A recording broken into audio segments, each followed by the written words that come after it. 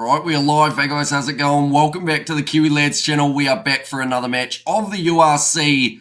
This one, the match of the weekend, a lot of people feel. The Bulls taking on the Glasgow Warriors. It's going to be taking place in South Africa, so the home field advantage to the Bulls. And if they get themselves a win here, they can catch up some points on Glasgow, who are currently sitting top of the table. But they've gone with a strong side, Glasgow. On the road, of course, it is very difficult to get yourself wins in the URC. Definitely up against a top 4 challenger in this VODACOM Bulls side, whose points differential, I should mention, looking very impressive. The only side with a better points differential than the Bulls, the side they face in number 1. But now looking through at this Bulls starting lineup, it is Gerhard Stennekamp, Acha van der Merwe and Wilco Low. As their front row, Ruan Vermaak and Ruan Nokia will be the locking duo, with Mako van Staden returning at 6, Elric Low at 7, and Cameron Honeycomb, who's had a very impressive season for the Bulls throughout the year. Ambrose Papia and Chris Smith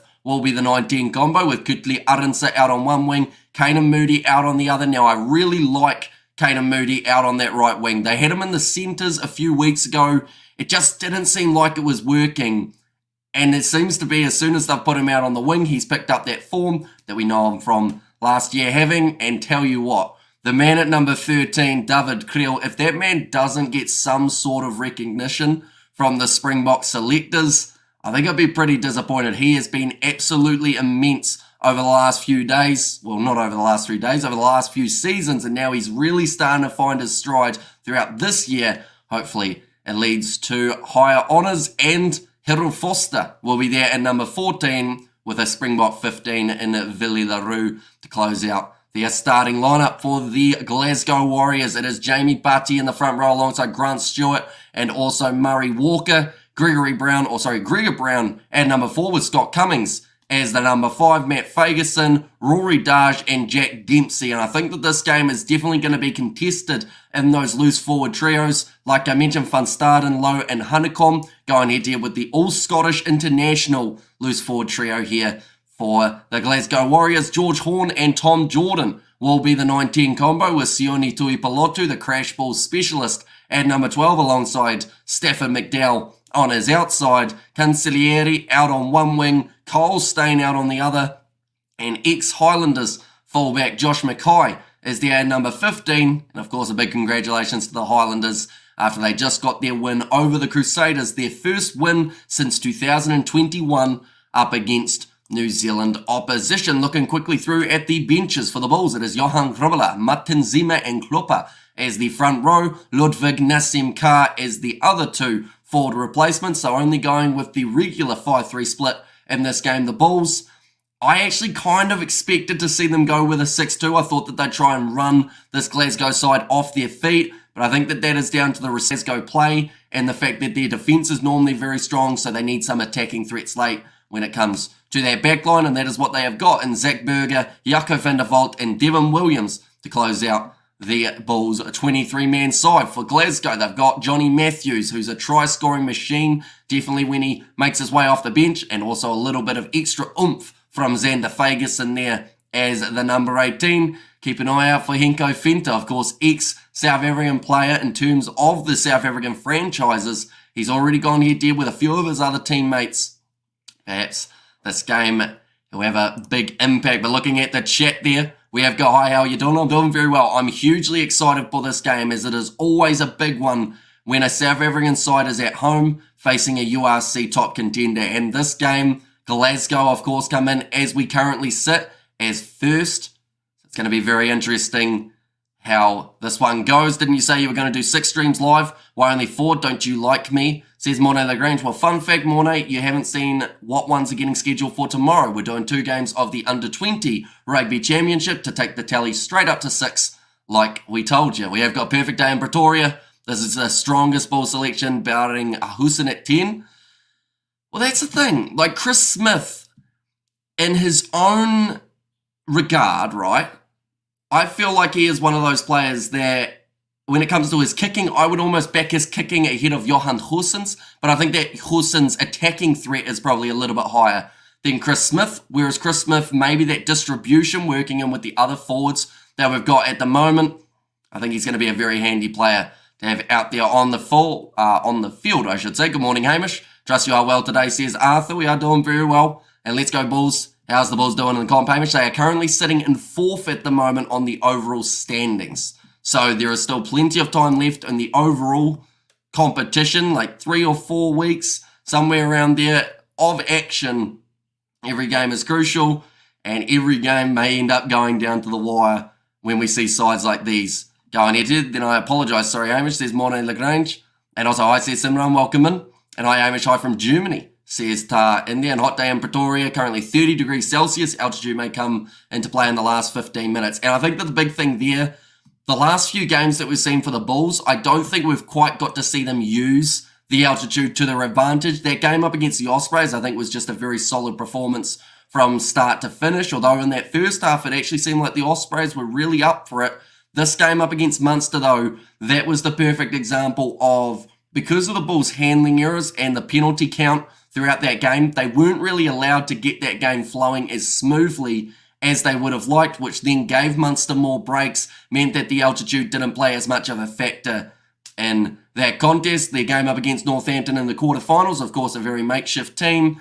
They threw away the Champions Cup per se, but that is because they want the URC title. They have not been able to win it yet. We saw last year the Stormers were runner-ups. The year prior to that, the Stormers beat the Bulls in the final, and that is something this Bulls side has not forgotten.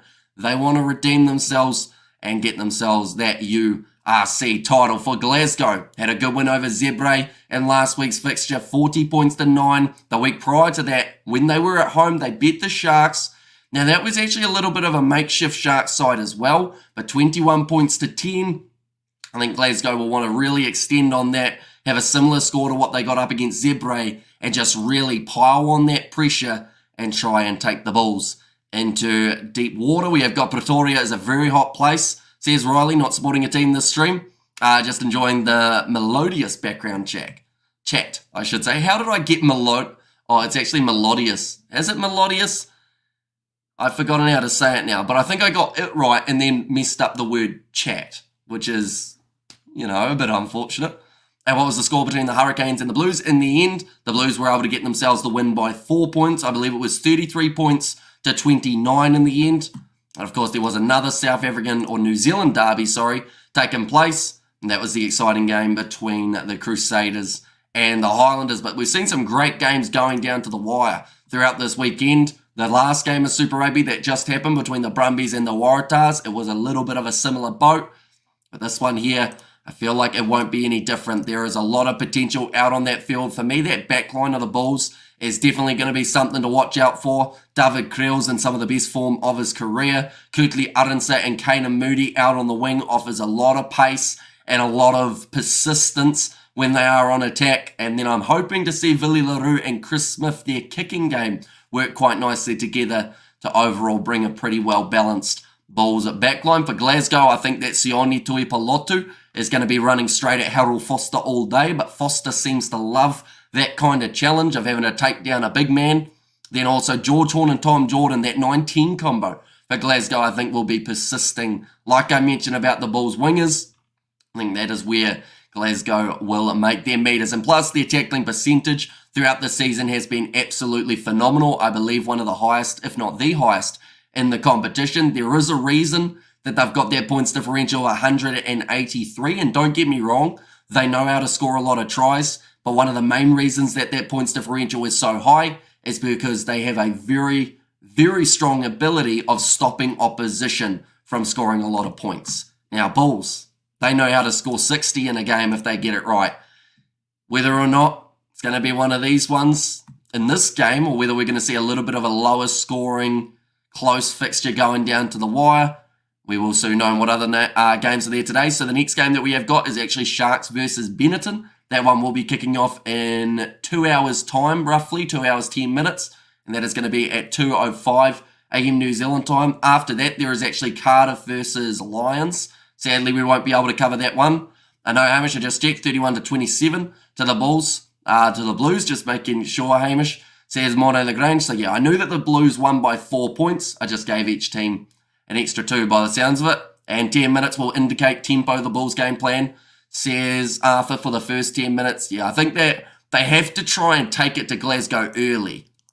And don't get me wrong, this Glasgow side enjoy a fast tempo, but they haven't really played too many games in South Africa throughout this season. Like, they've had a few, don't get me wrong, and normally they're up for that challenge, but this is up against a Bulls side that have one thing in mind, and that is making their way as high up that URC table as they can before we get to the playoff games. 8 weeks until England thump New Zealand, says Krampus. Okay, you sound like a broken record at the moment, but we'll let you come in every week until then, I guess, and say exactly the same thing. It's nice to see you, Krampus. It seems like you got plenty to say. How the Landers do today, Hamish? Well, they did very well. I was worried for them a little bit because in that second half, the Crusaders started taking that momentum back and it seemed like it was starting to go a little bit downhill. But in the end, to their credit, they managed to hold out. They managed to stop the Crusaders. And then in the end, we did see the bonus points still awarded for the Crusaders, which is still crazy to think that they've won 2 games this season, and if they win their last 2 games, they will be through to the quarterfinals of the competition, and more than likely, if that was the case, they would be going head-to-head with the VODACOM Bulls. It's the countdown, says Krampus, and there as well. Yeah, I had forgotten that they were playing England, so thank you for the reminder, Krampus, just like every week. And New Zealand will destroy England, says Arthur. Don't let Krampus hear you say that, because he gets quite titchy about it. And he doesn't like when you say England are going to lose. Whereas he was one of the people who said England were going to lose when it came to the Six Nations. But once again, we will show the table and then we will show the lineups as the two sides are just about to make their way onto the field. If the Bulls win this game comfortably, they have the potential of moving right up into second place on the current standings. Now that can change as Munster and Leinster still have a game a little bit later on in the weekend.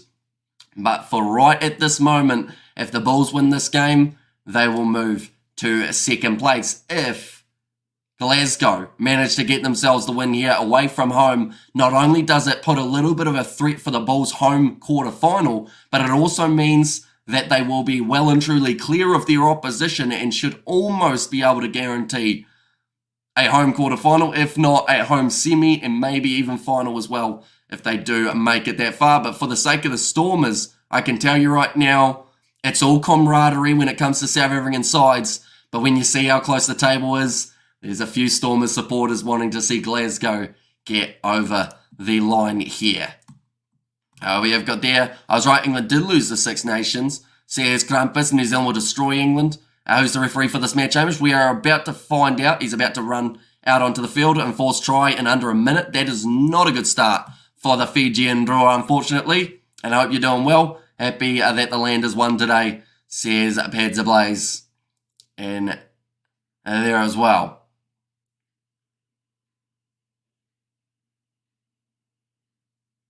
Okay, they've got the hashtag kids takeover, they have said. So pretty much the chocolate coin has been used for the coin flip rather than a normal coin. And now Sky Sport 1 gone. Says, no, Mum, I know that it is extremely wet in certain parts of Australia at the moment, and perhaps that is the case.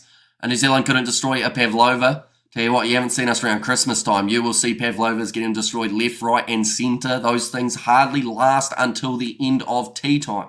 They're already gone by dessert. First in, first served, and normally first in gets the whole serve. There we go, says Nov Mum. But once again, we will look through at the starting lineups for these two sides. For the VODACOM Bulls, Gerhard Stennekamp, Achafana Merva, and Wilco Lowe as the front row. Ruan Nokia and Ruan Vermaak will be the locking duo for the Bulls, with Marco van Staden, Elric Lowe and Cameron Honeycomb as the loose forward trio, and Bros Papier and Chris Smith with the 9-10 responsibilities in this contest. Harold Foster and David Creel in the midfield. Creel was sensational in the last game we saw him in action, so I'm hoping that he continues that form, and perhaps if he does, maybe a Springbok call-up could be just around the corner. Kurtley Arnsa, Kanan Moody and Villy LaRue as the back three. For Glasgow will be Batty, Stewart and Walker as the front row. Brown and Scott Cummings in the locking duo. Then Matt Fagerson, Rory Darge and Jack Dempsey, an all-Scottish international loose forward trio here for the Glasgow Warriors. George Horn alongside Tom Jordan as the 9-10 combo. Sione Tuipulotu and Stefan McDowell in the centre pairing. And then Cancellieri out on one wing, Kyle Steyn out on the other, with Josh Mackay slotting in as the number 15. But the two sides sound fired up They are just about ready to go, ladies and gentlemen, out of the tunnel. It's going to be an epic game. Like I mentioned, both of these sides want this win. Deep, deep down, they know that they need it as well. No worry, Krampus, England will beat New Zealand in New Zealand. Says Mona Lagrange and Pavlova have a very short lifespan. They do, so you pretty much have to eat them in one go. I'm alright, still annoyed about my Canes throwing a golden chance to win the game. And also, I hope you are doing well. And Bulls backline for the first try within 7 minutes, my prediction, says Arthur. See, that's the thing. I'm actually thinking if the Bulls score first, this is a massive, bold statement because no one normally backs this. I'm backing either Ruan or Ruan to get themselves the try, being Ruan Nokia or Ruan Vermaak. One of the two locks for the Blues, or the Blue Bulls, to get themselves a try, only because I honestly believe this Glasgow defence is normally pretty solid, and I like your thoughts of out wide being a possibility, because I believe that that is going to be a very good chance. But the other side of things is, I think that it's going to be when they throw their big man just back to back to back, Aka van der Merwe, Gerhard Stennekamp. They have to be physical with Glasgow early, try and show them exactly what they're about playing in South Africa. And what is the next match you are doing in the URC? It is going to be in 2 hours' time, and that is the game taking place between the Sharks and Benetton. So we aren't too far away from that contest taking place. Both sides have run their way out onto the field. It's okay, Pizza Blaze. You win some, you lose some.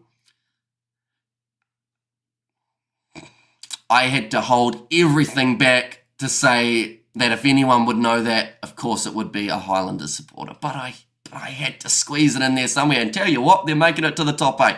The Highlanders, they're playing in the quarterfinals, so of course they can't be too mad about that. The question is, will we have another down-to-the-wire game between the Force and the Draw? I hope that it is. Is it wet there, Nov Mum, for that game? Or is it only... like that Brumbies Waratahs game was absolutely pouring down, of course. Luckily for us in this game, it is a beautiful sunny day. I feel like this one is certainly going to be a highly contested one. We have got the Sharks emoji from Caitlin there in the chat. That child has got a slushie that I now want. Of course, I mean the slushie. Although it's green, I feel like he should have got orange. Would have been the better choice. It looks quite nice, says Norman. So that is a bonus, as long as there's not a pouring rain like we saw for the last contest. But now, getting ready to go. It's going to be kicked off by the Bulls. And that is nicely taken by Josh McKay inside of the 22. We are now underway for the URC matchup between these two sides. Jamie Butty gets the early carry. When England thump New Zealand, Hamish has to wear an England kit for 1 month. Okay, only if you pay for it, Krampus. I'm sure we can arrange it. You are my least favourite commentator for making that comment, Hamish. But I said they made the top 8. I said that they were doing well enough. And hi, Hamish, missed your commentary last night. Says Ilmar, though we do still have this game, the one after that with the URC, and then also tomorrow we are covering some of the Under-20 Rugby Championship as well. But now, rolling forward here, Aka van der Merwe, early opportunity for the Bulls to start getting something rolling forward. My prediction was a Ruan Vermaak or Ruan Nokia to score the first try in this contest. Glasgow's defence is highly praised though throughout the URC. Jack Dempsey manages to make the tackle and Bruce Papia trying to go through, tackled by Kyle Steyn. Currently 15 metres out from the line here for the Bulls. Another big run from Elric Lowe. Papia pops it back. Good physicality shown early from the Bulls and a great tempo. Oh, that's a knock on there from one of my try scorers, Ruan Vermaak. Are you still just on my favourite team? If it makes you feel better, I pretty much diss every single team so that not everyone, or like so that everyone doesn't think that that team is my favourite team. It's like the Crusaders. I said that they were pretty fill in the blank. You know, the Blues, they're still era-ridden, aren't they? They're only a big penalty from Akira Ioane away from losing their playoff game. The Chiefs are all right, but I still feel like there's going to be something that goes wrong for them. Hurricanes, they've got a great kit. Can't complain too much about them, although they've got a lot of selfish players. So they will probably get knocked out of the competition in an important game due to not passing. Shall I go on? I like the fence sitter you are. I have something called loyalty for my team. I'm sure Pizza Blaze agrees with me, says Simran in there as well. But George Horn about to feed this ball in 2 minutes into the contest. They are still inside of their 22 and they have got themselves a free kick. Please tell me you are doing the Sharks game. I am indeed, yes. And it's going to be on straight after this one. The Bulls 60, Glasgow 13, says Davian. And hi all, I have a feeling that the Warriors will not want to give up that top spot. Arguably Glasgow are better than Munster and the Bulls. Lost at home to them. Might be very tight. Glasgow only lost 3 games. And Simran is angry, lol. And that's true, says Bads Ablaze. Now it's going to be thrown in by Ruan, or straight to Ruan Nokia, I should say. Skip pass from David Creel. Fantastic pass. Awata quickly Arinsa got the inside offload to Villi LaRue, but it's once again going to be knocked on by the Bulls. And Glasgow have managed to get that ball back.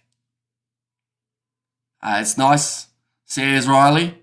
Why only black children running on the field with the players? I saw at least 2 white children out there on the field, but I assume that whatever school that those kids all go to, I guess that's just the way that it is for themselves. But yeah, there were a few of the Waitua kids in there as well. Please tell me you are doing the Sharks game. I just did about a minute ago. But I can tell you again, we are doing it at 2. Now George Horn goes back across, quick hands from Tom Jordan. They've said that it's gone backwards. Kane and Moody manages to get the strip. Now Aka van der Merwe. Right. Referee looks like he's already annoyed.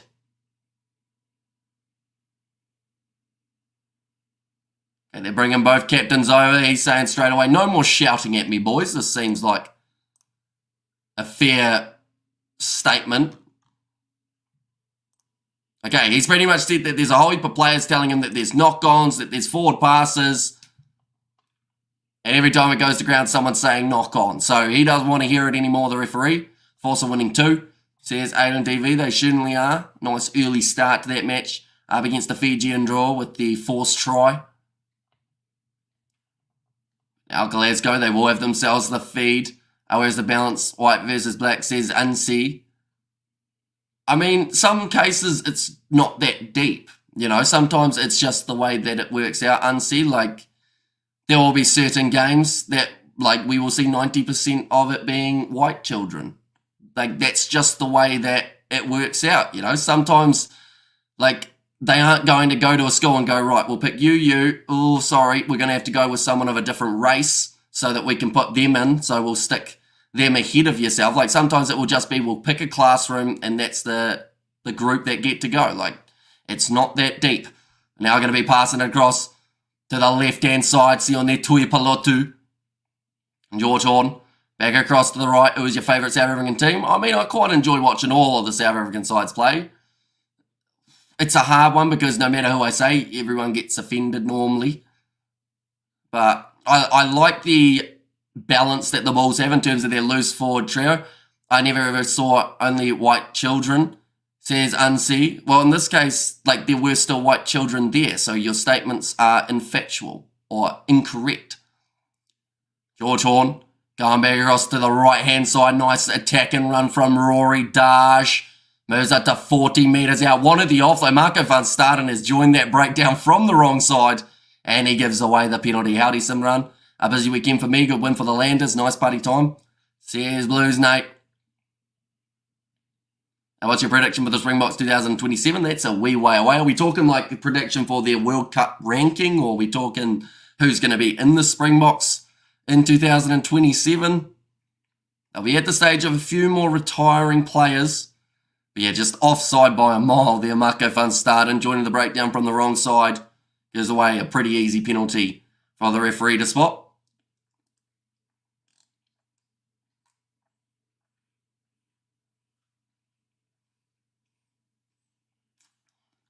Right, Marco van Staden was asking why it was a penalty. Referee says you joined from the wrong side of the breakdown. Didn't go through the gate. It's going to be a day to remember when I finally meet Jess this week coming. Did you hear Roger Tuivasa-Sheck is injured? I don't know how long he's out for, says Pads Blaze. I had not heard that, no. For RTS.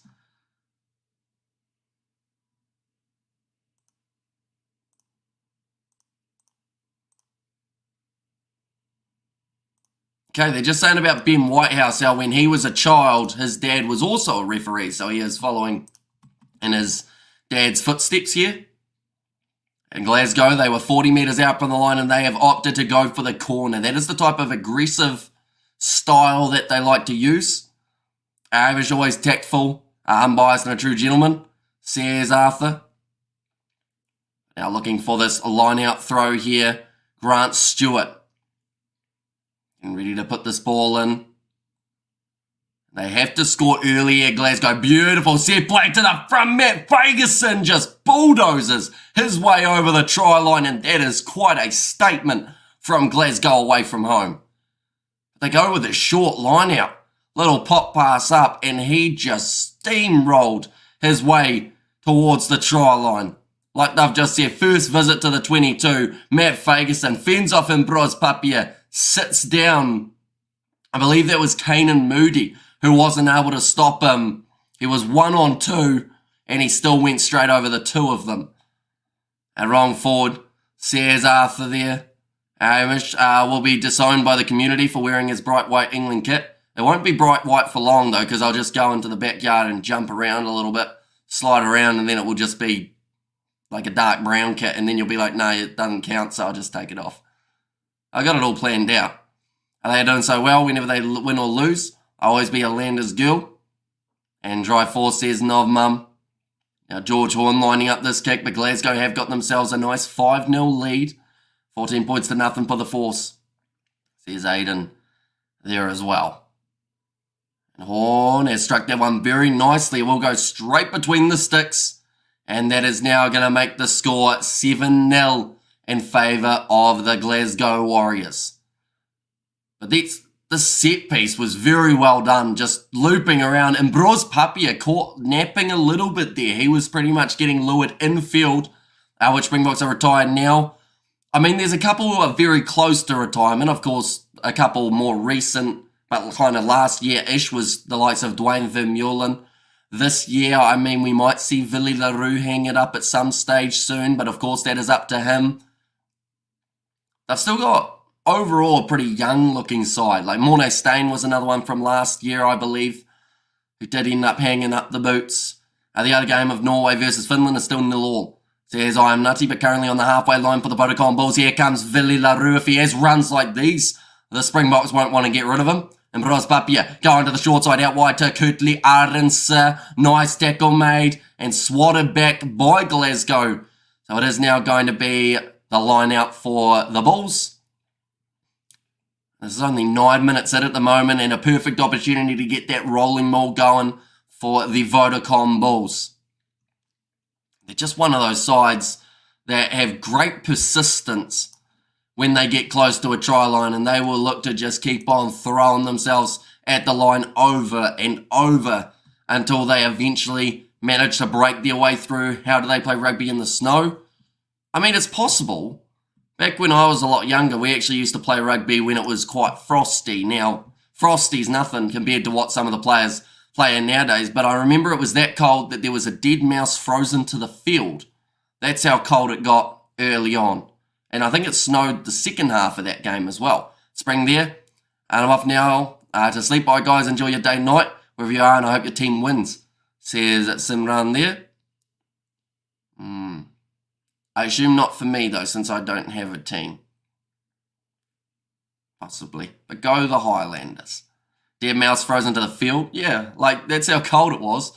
It got to the stage. Yeah, this was like under 8s, right? So whoever got taken off the field then had to be put into a blanket, like by the coaches, so that they wouldn't get hypothermia. Like, it was quite fun, other than when you got hypothermia. How's the crowd at Loftus? It's looking empty, the part that I can see there, but I assume on the near side where they're out of the sun, there is actually a decent crowd by the sounds of it. Did you give it mouth to mouth, Hamish? No, it was long gone. It was probably that frozen that if you defrosted it, it probably would have woken up. You know, Hamish, I'm not really mad at you. Says Simran, we'll see. And Ritzame said to go the Bulls. And there as well, and they don't play on frozen fields. Remember La Rochelle versus Ulster game had to change stadiums. Says I am nutty. Now sitting 10 metres out from their own line. Glasgow have got themselves the scrum feed here after a bit of a mistake from the Bulls. Everything's a lot more fun without hypothermia. That's a quote to live by, I would say, because it's very true. I played football in the snow. Says Fleshen. Who's your favourite Springbok legend, Hamish? Oh, that's a tricky one. Like, Brian Habana used to always just be one. Like, and I know that the weird thing is some people don't consider him as, like, legend because he's only recent, if that makes sense. Like, people always seem to think that a legend has to be from back in the 1980s or the 1990s, but, like, I'd probably go Brian Habana. He can play on the snow, but not on frozen pitches. Says Fleshin, nice run forward from Jack Dempsey. Now George Horn looks to pass it away to the short side. Glasgow still just inside of their 22. I don't mind a bit of hypothermia. I can't eat too much though. Says Krampus. Oh, dropped hard there was Nokia by Ferguson. Kicked into touch. Clearing their lines again. And Glasgow, they've got a very clinical style that even when it looks like they are under the pump, they then find a way of creating an attack, and 1 minute later they score a try. And that is what can make them such a dangerous side to play, and that is why they are top of the table at the moment on the URC standings. But the Bulls, they are in that same category. These are the two sides that have the highest numbers. Brian Habana is playing sevens now. He is not. He is the ambassador for the sevens, but that doesn't mean that he plays. Then you add a southerly wind to that frost morning. Sears drink on the moon. Yeah, it can be pretty brutal. Back then there wasn't a lot of me, still not much of me, but back then, you know, when you just pretty much flesh and bone, mainly bone, you know, it's pretty hard, the old weather. Back across to the left-hand side. Chris Smith now with Billy LaRue. It was close to a forward pass. Coming in Honeycondo. Ball on the outside to Akafana Merva. Good defensive work out wide from Glasgow, who are looking to get the turnover, and they push him into touch. Fantastic defense again. I never liked when Habana got the ball, as he nearly always scored. Oh, and this is going to become a penalty here. Or is it? There's still a bit of push and shove.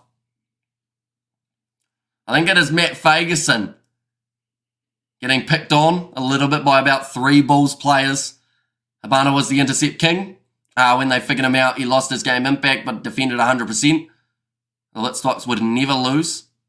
There's Aiden. Right, this sounds like the referee's already had enough of these two sides. Okay, who's it going to be the penalty to? Because by the sounds of that, someone's getting a penalty, and I think it might actually be the Bulls. What's your thoughts on cross-country? It's all right. Like, it's... Wait, you're talking cross-country as in, like, running a long distance, right? Not something else? Danny Herber and Nas Bolta in there from Aritzema. A phone home. Says Krampus for Habana being like ET. And Habana is 40, says Novmum. But that's the thing, like, he could still take to a field and probably still be very handy. I didn't used to mind cross-country at school, other than the fact that I used to get asthma. So that was a struggle.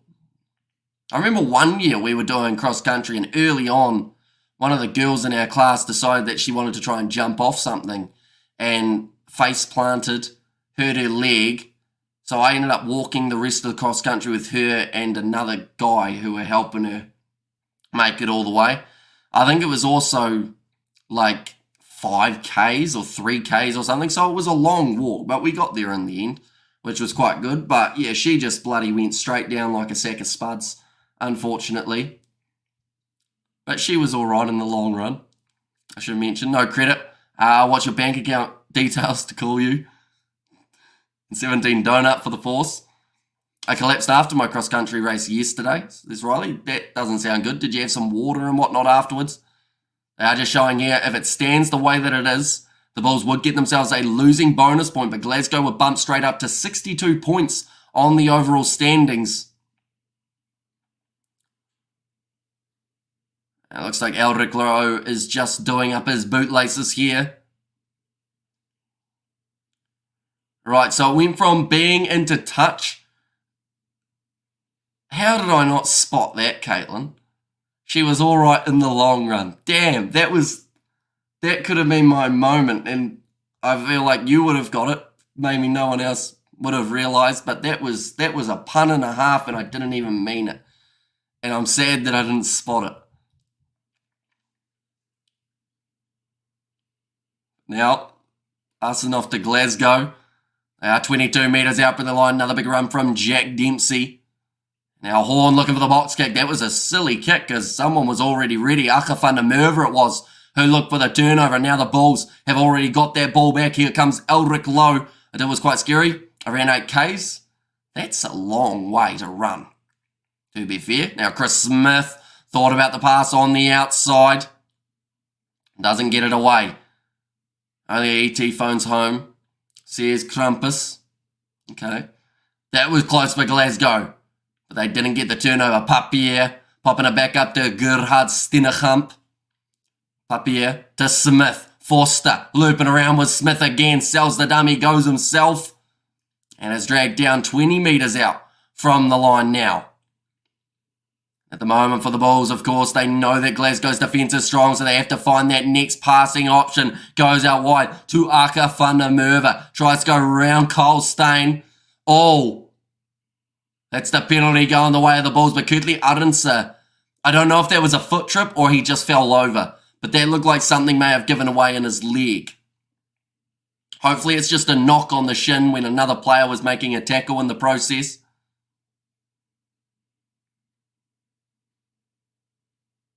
Okay, they're just going to check this one again. See the tackle. Oh yeah, a little bit of a tip tackle there from Kyle Steyn. Nothing more than just a penalty. Oh, we're in.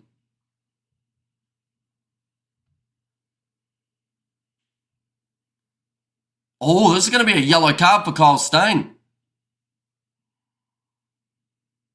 Okay, Kyle Steyn is going to be going to the bin for 10 minutes for the tip tackle on Aka van der Merwe. So to say I wasn't the only one who collapsed, says Riley. Well, that sounds, was that like a school cross country? Because if that's a school cross country, surely that'll get them in trouble eventually. If they're just going to have a whole heap of students collapsing while trying to do the run. Like, that sounds like something that's a bit of a safety hazard, just in my opinion. I'm back, says Pads Blaze, welcome back. And since you have returned, or while you were away, we saw Kyle Steyn get a yellow card. So now the Bulls are going to be playing with 15 men on the field compared to Glasgow, who have got the 14 out there.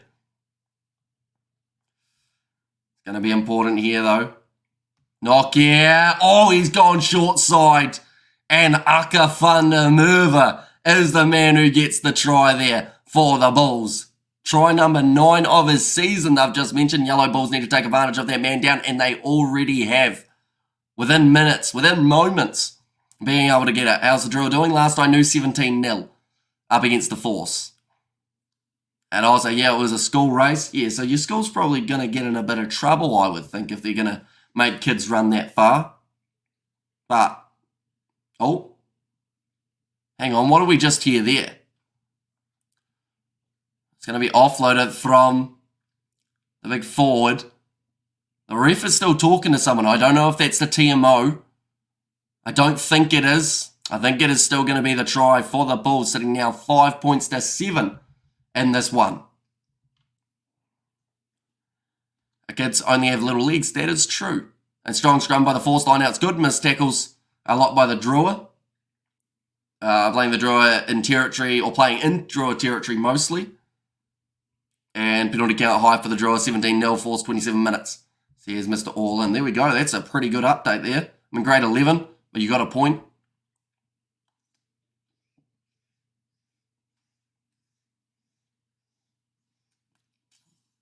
And that kick from Chris Smith is once again successful. Now sitting 16 minutes in and 7-all between these two sides. And there is still plenty more time for the Bulls to be able to make the most of the man advantage that they find themselves with. It was actually Vermaak who got the try assist. He was my pick to get the first Bulls try. He was inches from the line, but couldn't quite get there. And Android need to sharpen up if they want a decent chance to make the playoffs and do well in them. Well, the problem that they've got is they can only win home games at the moment, the Fiji and Dry. If they could start winning games away from home, they'd be lethal. But because they only win away games, that's what really hurts them, unfortunately. Island Hamish says, Robert, welcome in. So start the Bulls. Go now. It's going to be the line-out throw here for Grant Stewart. Looks like a decent crowd at Loftus. What's the outfit choice for the Sharks game later? I think it's going to be the same one as now, possibly. I don't think I've got any Sharks merchandise or anything. Oh, I have a jersey with a shark on it, but that's actually for the Cook Islands rather than for the Sharks. Going to be playing Benetton. Don't think I own anything that's Italian other than maybe a pizza in my freezer. Might be the only thing that I've got for them. And I know that's why I said it. Says Pads Ablaze. Now going off to the left-hand side. Matt Fagerson just inside of the Glasgow half. George Horn decides to go for the kick. And that actually all came from a rough kick from George Horn. Great offload up there. But it's knocked on now by Glasgow. And Bruce Papia trying to run it across field from inside of his 22. That will be advantage over. And it sits up nicely for Glasgow to be able to try and run it back. Tom Jordan goes to Josh Mackay. Lined up early by Bruce Papia. It's a tackle. They do have to release him. Oh, here comes Horn. He's being told to leave it. It pops out the side. I think that was due to a little bit of handling in the breakdown from the Bulls. Great work there from the Bulls, though. And Ruan Nokia alongside Marco van Staden have been able to get it back. McGraughty, what kind of name is that? It's her name. And I actually almost say it correctly, Crumpus. Fun fact. I think it's Irish rather than Scottish. Maybe. Oh, no, I'm not actually sure. I assume it's Irish, but I probably shouldn't assume that, just in case it's not. Got another cross-country race on Monday. Geez, they're just making you guys run all day at school by the sounds of it. Irish don't have Mick. Don't they? Where's McCarthy from? Probably Scottish. McCarthy sounds Irish, isn't it? You sure they don't have mix in Ireland? And Glasgow might be more disciplined. Here the Bulls barging.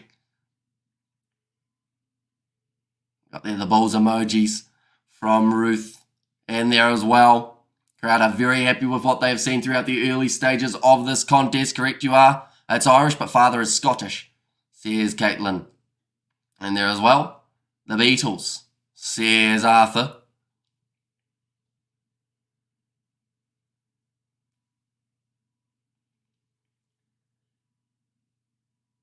$20 in, plenty of mix in Ireland. That's what I thought, like Mick. We have training from Tuesday to Thursday and races on Monday and Fridays. Says Riley. So what are you training for? You're just training to run further without passing out, I guess, is a good start. Be sure to hydrate. One thing I will definitely say. Make sure that you look after yourself and know your limits. Don't try and be a hero and run super far. Tell you what, where's the ball? The Bulls were trying to drive forward. About 4 players were going towards the line. They didn't have the ball anymore, though. Now Billy LaRue's going to try and throw the ball away. But it is the Bulls' ball. To be fair, the ref had the wrong arm up for a start, though, so I think that's where the confusion came in. I have 2 Irish uncles called Mick, says Fleshin. A Joe McCarthy, Irish rugby player, says Brian. Hello, Brian. Enjoy your game. I'm at work with that French boss. Hamish still looks fresh. I would be looking tired, says Brian. Yeah, I'm not too bad at the moment. We've actually had a decent weekend of sleeping, which is a massive difference. But the Bulls, they were rolling big time till the ball was left behind. They're only going to be 5 metres out now, though. Thrown to the front. Nicely claimed by Ruan Vermaak. Slowly, Acha van der Merwe waiting for this one to roll forward. I believe Glasgow, they've done it legally here. Breaking off. Oh, he's held up Vermaak. He was my player to get a try in this game. He was the one that I predicted alongside Ruan Nokia, and sadly, they haven't done it as of yet. It's not to say that they won't, though, in the long run. Okay, this sounds like it is actually going to be a goal line dropout. The Bulls were asking for the penalty. Referee pretty much says no, they are still hitting from the front, which does mean that it is completely legal and you will not win a penalty for it. Now, Oh.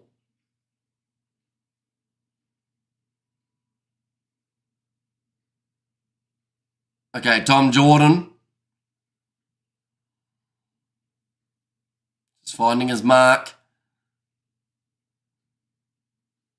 Does it kick this one off? McDonald's is Irish. Says Krampus that is close to the touchline, stays in the field of play. All momentum at the moment is with the Bulls.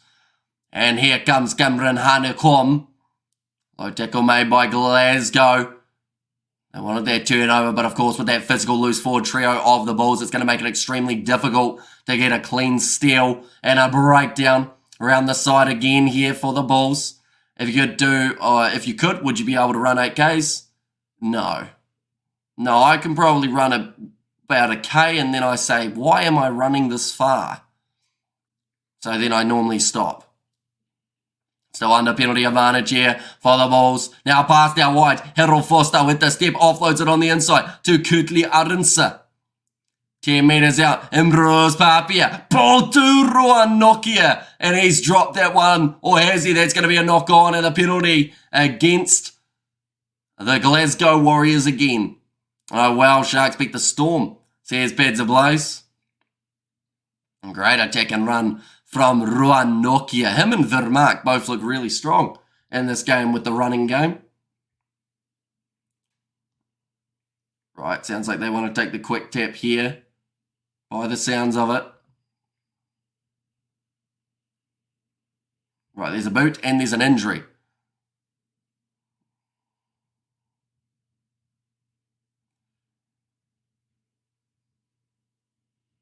Okay, Marco van Staden just complaining about all the injuries that we are seeing occurring for this Glasgow side.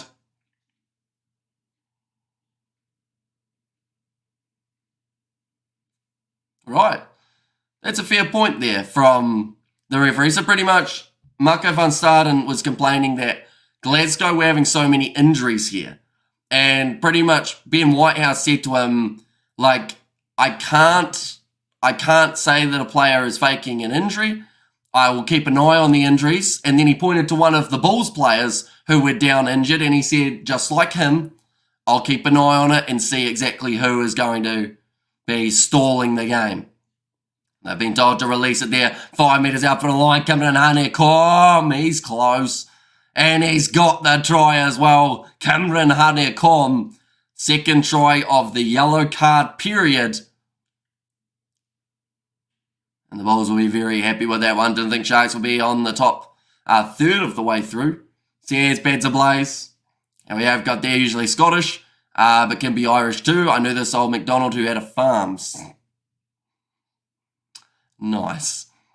And Krampus, welcome back, Buddy Mist.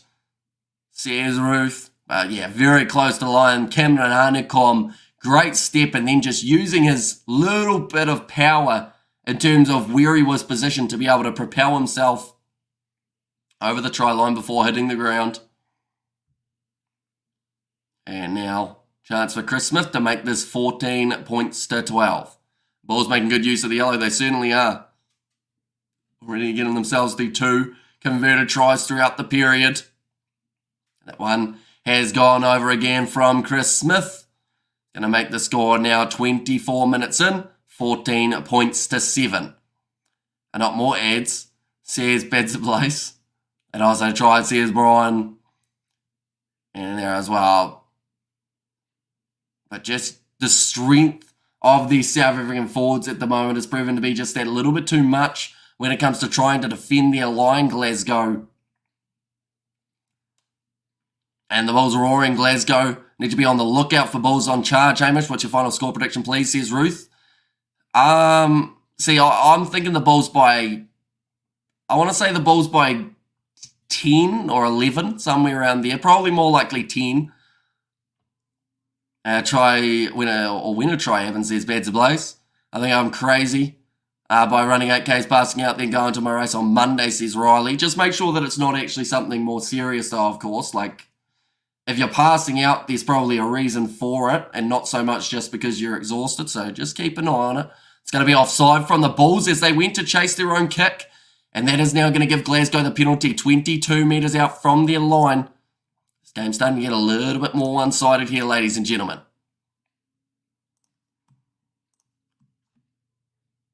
Oh, we have got there, Krampus, ball meat on the roll and stop the ad so much the people are getting angry. Says Krampus, if I knew how to, I probably would, but I have no idea why they come up. I think it's YouTube. A while ago, they changed it so that there were like ads during streams, and I don't really know how to change that. Now, chance for the Glasgow Warriors. They are 7 metres from the line. Thrown in. Almost stolen by the Bulls, but it is going to be a knock-on against them. Now, George Horn going back across here to the big man, Gregor Brown. Horn again goes back to Tui Palotu. This is going to be a great test now for the Bulls defence. We've seen Glasgow getting to run this one, or having to defend. And now the Bulls, it is their turn. They're back to 15 as well here. Nice step from Gregor Brown once more. Horn going off to the left-hand side. Sione Tuipalotu putting it in behind to Tom Jordan. YouTube Premium doesn't have ads. Says Caitlin. And in there as well. And everything ducks, chickens, cows, sheep. They went a quack here, a cluck there, here, a cluck there, a cluck everywhere, a cluck, cluck, says Brian. Nice. 7 phases in at the moment for Glasgow. Rory Dash forced back another 5 metres or so. They wanted to get the penalty there. Glasgow referee says play on. Now Horn off to the left-hand side again for Kyle Stain, who will be fresh from his sin bin stint. Moment for Glasgow. It doesn't seem like they're willing to get it out wide as of yet. They're just watching the Bulls rush defend them, and it's leading to quite a few chances for a turnover here for the Bulls. Another straight run from Grant Stewart. Pop pass up to Kyle Stain. Pierces round the side of the breakdown. Hamish can read tongue twisters. I'm normally not too bad at them, but I think that's because I can roll my R's. I don't know. Can't say chat yet. All right. I should have known something like that was coming, shouldn't I? But yeah, certain words, I guess, are easier than others. Chat's a pretty easy word, though, isn't it? Pads are listening to Kylie Minogue at work, and goals are scored for Black Sticks with Scotland, Elms, and late this player's score, says Vishal. It looks like they're actually going to take on the 3 points now. Chit. They have Chit Chats here in New Zealand. They're quite nice. Anyone who hasn't had a Chit Chat biscuit is surely missing out. Referee just asking for a couple of yards, which is fair enough. Yeah, that's a good shot on George Horn. Well, a good shot, illegal in that regard. Got him with a good one. Now lining up this kick here. They've just said you've got to be careful in those rucks not to give away that type of penalty. And Gin and Tonic later, love Hamish's channel, makes me happy, says Ruth. Well, I am happy that you are happy, Ruth. 29 minutes in, that kick's gone over, and that is going to make the score 14 points to 10 now. No donuts for the drawer now. Oh, did they score? That's good news for the Fijian drawer. Seems like Marco van Staden is still having a conversation with the referee here. I feel like they're not quite seeing eye to eye at the moment. And that could be down to some of the decisions that have been made. New Zealanders always say I instead of A, says Krampus. Going to be kicked high. Oh, right into the sun, but great take from Josh McKay. And penalty goal. Okay. So not a try, but more a 3-pointer. George Horn has been told to use it. Tell you what, he's going to have to hurry up here, Horn. He was told to use it. Most referees would have blown by now. Took an extra 5 seconds. I give a Chit Chat biscuit a miss. No. Do you know what a Tim Tam is, Fleshin? It's pretty much like that, but it's better. I actually think Chit Chats are better than Tim Tams. We'll show a picture of it at half time, I'd say. It's the only way to do it.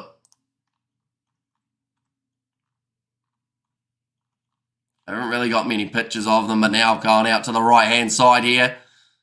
Attack and run from David Creel, who's had a little bit more of a quieter start to this game than some of his others. Hi, guys, says Yvonne. Welcome in, Yvonne. Hope you have been keeping well. Grab it behind from quickly. Arons will just go into touch. It doesn't sit up for Kane and Moody.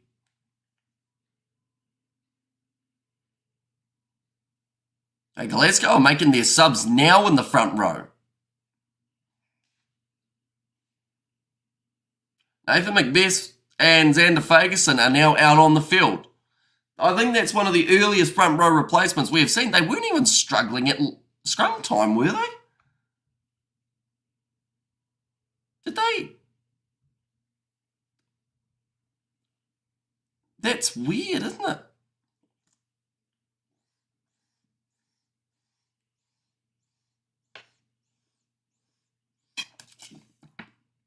And Johnny Matthews. The whole front row's been sacked for Glasgow. What did they do wrong? Like, yes, they're 4 points out of this game. I am very confused at what this tactic is from Glasgow. Maybe it's because there's another chance of a scrum soon.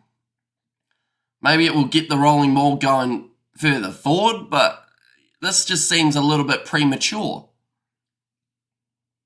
That's going to be stolen. First line out throw, Johnny Matthews. Good one, coach. Now Ambrose Papier going off to the left-hand side. This may have just opened up the door for the Bulls to be able to get themselves another try with those subs being made. Now Marco van Staren. Ambrose Papier going off to the left-hand side. Ruan Vermaak. Short ball to Gerhard Stennekamp. Ambrose Papier again. And that's going to be knocked on this time. Hamish Bro, your YouTube cricket match video. Miss a lots. Long time now. We can't enjoy your batting skills. Please, Hamish Bro. Some cricket video uploaded. I will try my best to get a few more going in the future. I've got them all filmed. It's just more of the editing. I kind of forgot about them, to be honest. But I'll try my best to get a few more going in the near future. Yes, I've had Tim Tams. I'd prefer to give them a miss as well. I do have a Kiwi mate up the road who gives me strange products. But like a Tim Tam, I don't mind them. But I feel like chit chats are where it's at. Now that's not their slogan.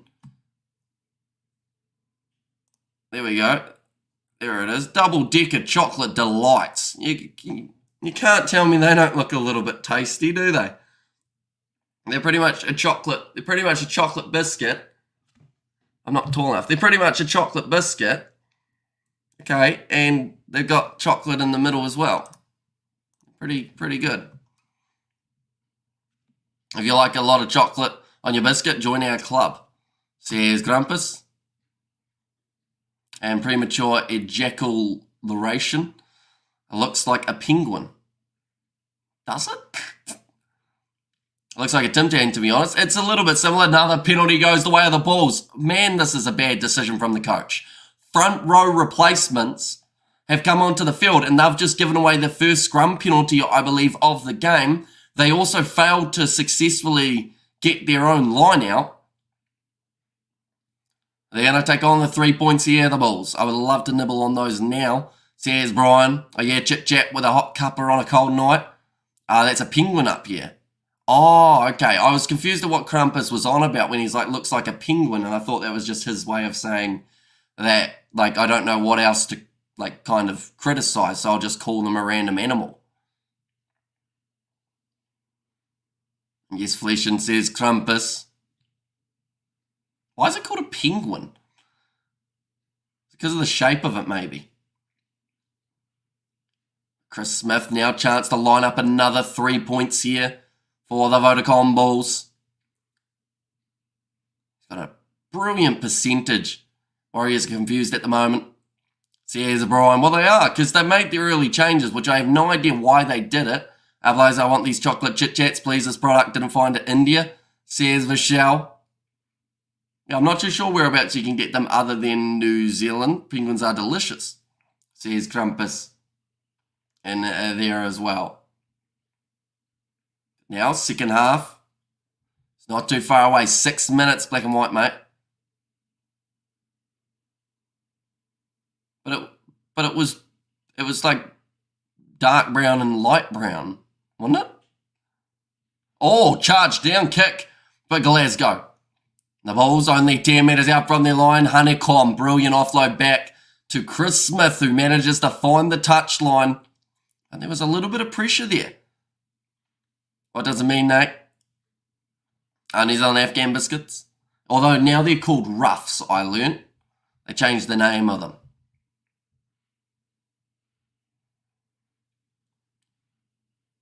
Right, sounds like they are committing 4 men to this one. If Glasgow managed to claim it 40 metres out. Now Stafford McDowell, Dempsey, the man who hits the ball up to your Tui Pelotu, goes across to Tom Jordan there. Honeycomb looking for the turnover. Rush defence from Mako van Staren, although he did miss the tackle. No idea Tim Tans is a strange name as well. Says Fleshin. Now across to the left-hand side, and behind Tui Pelotu. Going for the grubber was Tom Jordan. He's found a bit of open space here. Vili LaRue has to kick it out. Okay, he wasn't happy about it for a second. Send for show chit-chat, Hamish. I'm not sure whether or not Customs would let me do that, unfortunately. Yeah, that's well done from Vili LaRue, because normally, like, he was pushed after taking the kick pretty much. And normally he'd get fired up, but he kind of said to his team, nah, if I'm calm, we're calm. I think was pretty much the mindset there. And India 5-star chocolate are nice. It's lots of caramel inside. There's Vishal, but Johnny Matthews now with the line-out throw, 15 metres out from the VODACOM Bulls line, and it's stolen again. And line-out time. Grant Stewart wasn't doing badly at line-out time. So I have no idea why they made the early change, but it's just a really strange scenario.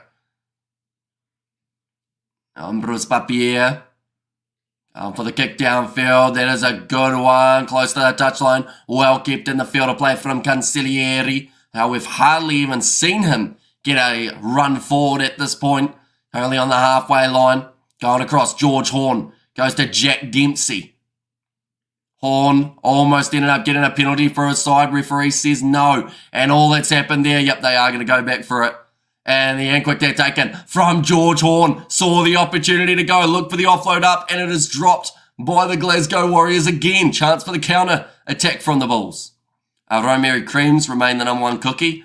Says Vani there. Hello, scores 17-10 or 14-10. So it is 17-10, although it looks like it's about to be 22-10 with Kurtley Arinsa breaking through. He's got the passing option on the inside, and Eric Lowe will finish it off for the Bulls. I think Glasgow making those changes. I know it's going to sound like a broken record, but I think that they've made one of the biggest mistakes that they could have by doing so. Because now momentum is very firmly in the grasp of the Bulls, and great attack and run up the middle of the field from Kurtley Arinsa. It was going to be hard to stop him, and he got his pass up to Elric Lowe, who finished the job. The Bulls on fire, the Glasgow side in trouble, and there's still 2 minutes remaining in this first half. The Hamish Bulls rule says burning lash, and try let's go the Bulls says Mr. All In. It's looking pretty one-sided now.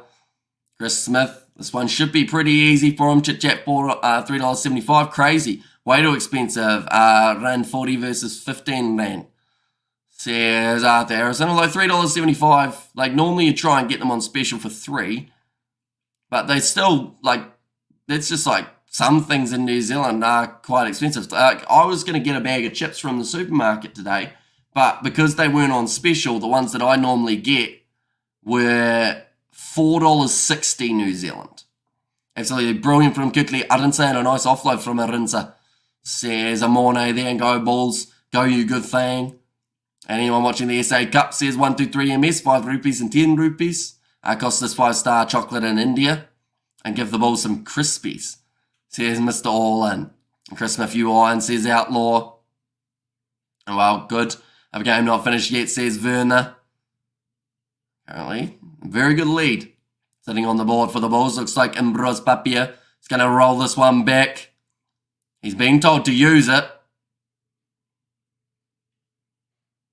And now does kick it up high. Has the Currie Cup started already, guys? I think it's still a couple months away, if I'm correct. I think it starts in about July. Josh Mackay wasn't held, so he's able to get back to his feet. Almost giving away the penalty advantage. Was good at Hardstenikamp now. Sione Tuipalotu goes across to Stafford McDowell, who's just wrestled down by David Creel. Horn. Cross now to Xander Fagerson. A little bit of push and shove happening there between Wilco Lowe and I think it was George Horn. Bit of a mismatch in terms of the size there. The siren just sounding for halftime. No, not yet. Pre-tourney is called South Africa Cup. Currie Cup July to Wednesday, says Werner. Good flat attacking run from Scott Cummings. Now Tom Jordan again will go for the grubber, but this time it's gone into touch, and that will be halftime in this contest. 24 points to 10 in favour of the home side, the Bulls. So they will be more than happy with how that first half has gone. And the big thing now is going to be about how can they increase their points and how can they continue to play the way that they are. Like they're saying, the altitude for Glasgow is a bit of a challenge, but I don't think that the altitude is their problem. I think that it seems to be a lack of belief in their starting front row, who hadn't done too much badly overall. Like, I thought that Stewart's lineouts were pretty solid. I thought that Jamie Bhatti looked like he was putting in some good hits at scrum time, looking through at some of the stats for this first half. And altitude will play a role in the last 15 minutes. It certainly will now as well, because the Glasgow have already changed their front row. So that will end up tiring. And the lack of a heroine, says Sebastian, but possession 55% in favour of the Glasgow Warriors. They have had more clean breaks. They have beaten more defenders, with it being 14-7. More offloads coming for the VODACOM Bulls throughout that first half of rugby. 7 from the Bulls.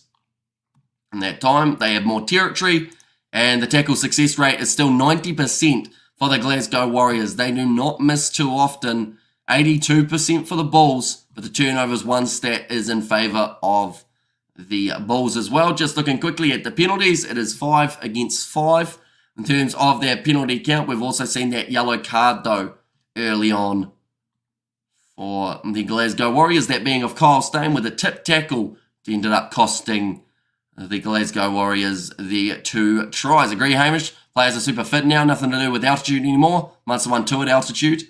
And the Lions will start burning for Glasgow Warriors in the second half, says Morne Lagrange. And looking through at some of the other stats, Ruan Nokia has made the most tackles out of any player out there on the field with 8. Second most, Scott Cummings has made 7. And then also in terms of meters made, Josh Mackay has had the most. Cameron Honeycomb has had the second most. Defenders beaten has to go to one man and one man only, and that is Kutli Arnse. And a clean break for Eldrick Lowe and Rory Dash. Also a couple notable ones for the number 7s, who are doing very nicely building into this game. But the score is certainly not it's not quite what I anticipated. I knew that we would see a good start from the Bulls, but I thought Glasgow would jump the gun a little bit more and get some good early plays. And it's clear the Bulls are keeping up a high-tempo game, which is to put the lead in Glasgow's legs, when they run out of steam shortly, says Burning Lash. And bonus point and points differential. Up the Bulls, go, go, go, says Arthur.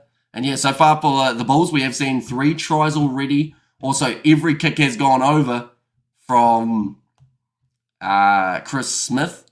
So that's a big bonus. I think the Bulls have broken Glasgow now. It's a fairly big lead to come back from, though not impossible, says Brian. And Glasgow can get a bit of a tan today, says Arthur. Yeah, they're talking about the heat that they're playing in at the moment. Certainly something Glasgow aren't really accustomed to. Definitely not at this time of the year. But later on tonight, we see Leinster play the Ospreys.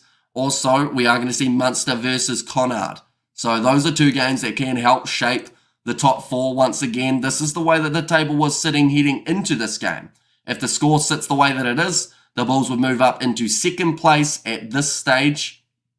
And of course, they would have to wait till after the next kind of 2 or so games that we are going to see before they find out if they're actually going to be sitting in 2nd at the end of the round. Whereas in this contest, of course, for Glasgow. If they manage to somehow come back in this game or get themselves a bonus point, they will more than likely be sitting at the top of the table at the end of this round. But the Stormers, after a win over the Dragons last night, they will definitely hope to see the Bulls. Well, that's the thing. They'll hope to see the Bulls lose this game, but at the same time, they may not actually want the Bulls to lose per se. But it's going to determine whether or not they have a home quarter final possibly. So I think that is one of those games that they certainly do need a little bit of help from one of the other South African sides. Looking through at the benches for this game already, we've seen Johnny Matthews, Macbeth and Ferguson make their way onto the field. The reasoning behind that is unknown. I am not sure why they've done it. I guess it's to try and do it strategically so that they are... I honestly don't know. I was trying to come up with a good excuse. There's no excuse for why they've had to make that change so early. I think that it's just a lack of confidence in their starting front row, which if I was that starting front row, I'd be a little bit concerned because at the end of the day, you are the starting front row for a reason. So they should be able to handle that pressure. They've got Fenter off the bench as well for Glasgow later on in this half, but I think that Devon Williams and Zach Berger could cause some problems later on in this game. In the chat, we have got Chit Chat as a penguin in the skies. Who did not stream last night. Match between the Stormers scored 4 tries in the last 14 minutes. 3 tries from Send from the Dragons. And Lubbock had 100% kicking last night. Looking like we have a 90% plus kickers by next World Cup. Says Burning Lash. There's a pic of the penguin on the Discord. Amish, very close to those Chit Chats. And no English clubs in the URC. Says Krampus. And there as well. And Stormers struggled a bit against the Dragons until the last 10 minutes. I was surprised at that, says Brian. And I mean, away games always take a little bit more adjusting for certain sides. Now, I should mention the next game for the Bulls. It is going to be up against Benetton. That is taking place 12 a.m. New Zealand time. That is next week on the Sunday. So same time as this game started as when that game up against Benetton will be taking place. In the next 2 games for Glasgow, they have got one on the 19th of May, that is up against the Lions, and that is going to be at 2:05 a.m. Lions, of course, playing later on tonight, and a contest up against Cardiff. One moment, we'll go like that, and like that as well. But the game after that, it is going to be up against Zebre, so we will have to wait and see exactly how that contest goes, and whether or not they do find themselves some success in that one. But second half, just around the corner from starting, ladies and gentlemen. Bulls 40, Benetton 10, and David Fafita works for the New Zealand Warriors ASAP. And also, I mean, 3 tries with a yellow card against the Dragons, says Monet Lagrange. And maybe the Warriors are trying a new strategy. Well, if they are, it's not working. Because to me, there's no logical reason to take off a front row if they haven't been struggling. Like, they weren't tired, I don't think. They were only 30 minutes in. I'm just trying to find in the stats to see whether or not there was something that said that they deserved to go off the field rather than staying out there. Like, penalties conceded was 5-5. We saw more penalties conceded by the Bulls, or by Glasgow, pretty much after those players had made their way from the field when it came to their scrums. So to say that I'm a little bit confused is probably an understatement, but they must have a reason for it. They've got some thinking behind it, I guess. I just don't know what that is, and maybe we see it in the second half. Maybe Johnny Matthews and the other 2 replacements, Xander Ferguson, maybe they come right and they start to do extremely well. Next we have Hamish and a Superb Rugby Rockers commentary, says Ruth. Of course, the next game that we are covering is going to be taking place in only 1 hour's time, and that is the contest between the Sharks and Benetton. So if you are new to the channel, be sure to hit that subscribe button. That is going to be an intriguing contest as the Sharks, of course, at this stage, they have nothing really to gain from that contest up against Benetton other than bragging rights. They aren't in a chance for the top 8 of the URC. They've got a Challenge Cup final around the corner where they will be taking on Gloucester, and I believe it is 3 weeks' time. We'll have to see how they end up going. Maybe Glasgow's managing the front row game time for knockouts. That could also be an idea, but I don't think an extra 10 minutes would have made much of a difference for that front row. Definitely because, like, don't get me wrong, they had worked hard, but I don't think they had worked themselves to exhaustion out there on the field. But yeah, it just seems like it was a strange thing to do at a time where, you know, there wasn't momentum going against them at that point. As soon as they made those changes and committed to those changes, that is when they started losing their momentum in this game, Glasgow.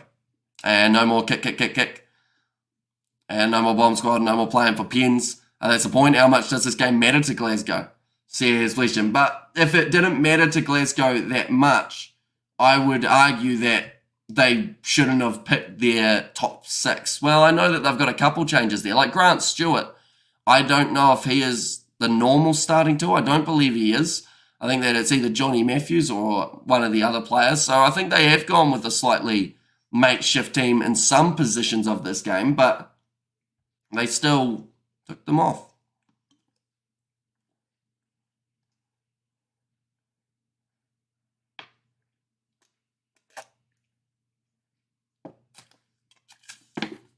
They can't be arsed, Hamish. Maybe. But if they score early in this half, maybe they have half a chance. James Anderson retirement at the Summer Lords Test was last game for Test match, says Michelle. But yeah, he's had an illustrious career. Oh, Jimmy Anderson. So yeah, wish him all the best. Rova Tamara says Blues Nate. Do you think the Stormers can win the next 2 matches with bonus points? It's going to be tricky, but like they've got a strong enough side, the Stormers, and I feel the exact same way about the Bulls. I feel like they've got a good enough team that if they just play their natural game of rugby and they don't try and overcomplicate things, like they can score a lot of points throughout a game. Why no English in the URC? Are they scared? No, they're in a different competition, Krampus. And there's too many sides from England, so that wouldn't work, seeing as you're only allowed the 4 sides from each of the territories. So the only way that England could be involved is if you nominated 4 sides, and that would mean that the rest of them, I guess, go back down to county level rugby, which I don't think you'd want for the long run, or kind of the long run growth of the game, I would assume. But yeah, that's about the only way that you could probably do it. 28 or 24-8 for the Force, says Blues Nate. So yeah, a little bit one-sided in that contest. Probably a good thing that we are doing this game rather than that one, seeing as, you know, normally games that the draw are struggling, we get a little bit more abuse on than normal. So we'll be happy enough sitting here watching some nice rugby taking place between these 2 sides. They are scared, but the English sides are. And that's my thought. Why do they want to flog their players up there if they don't need to? Says Question. Well, I think that this is one of those games that there was still enough in it, if that makes sense, that they had to try and send a decent side because they wanted to extend their lead over Leinster. Who abuses Kiwi? That's quite a few people, to be fair. Like, it's not like bad, but we get quite a bit of stick at times in the comment sections. We have to normally, like, a lot of them YouTube don't even let show up on comment sections because they are quite bad. But that's alright, we're used to it. Almost identical scoreline, 24-8 and 24-10, says Blues Nate. That is true. Very similar games. The Welsh were thinking of jumping to the Prem. I did hear that rumour that there was something going on there with the possibility of Wales and England kind of combining for a slightly bigger tournament. Now the second half just about to take place. We have got there as long as they get a home quarter final. They're content with it, says Sebastian. Yeah, well, I think it's those semi-finals and the final that they're looking at as well, though. They're working on the theory that away from home, if you're playing Leinster in Ireland, that's going to be a tough game. If you're playing a South African side in the semi away from home, that's a pretty tough game.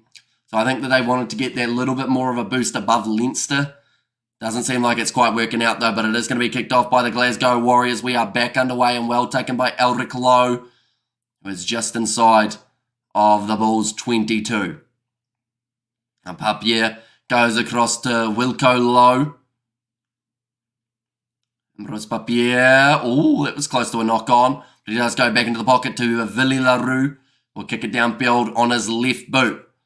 Let's get it into touch, and it's a fantastic kick as well. About 43 metres out now, Glasgow will have themselves the line out. And lots of cheerful customers rocking with me today. Kicked into touch, another fumbled by the Scots, Says Roof.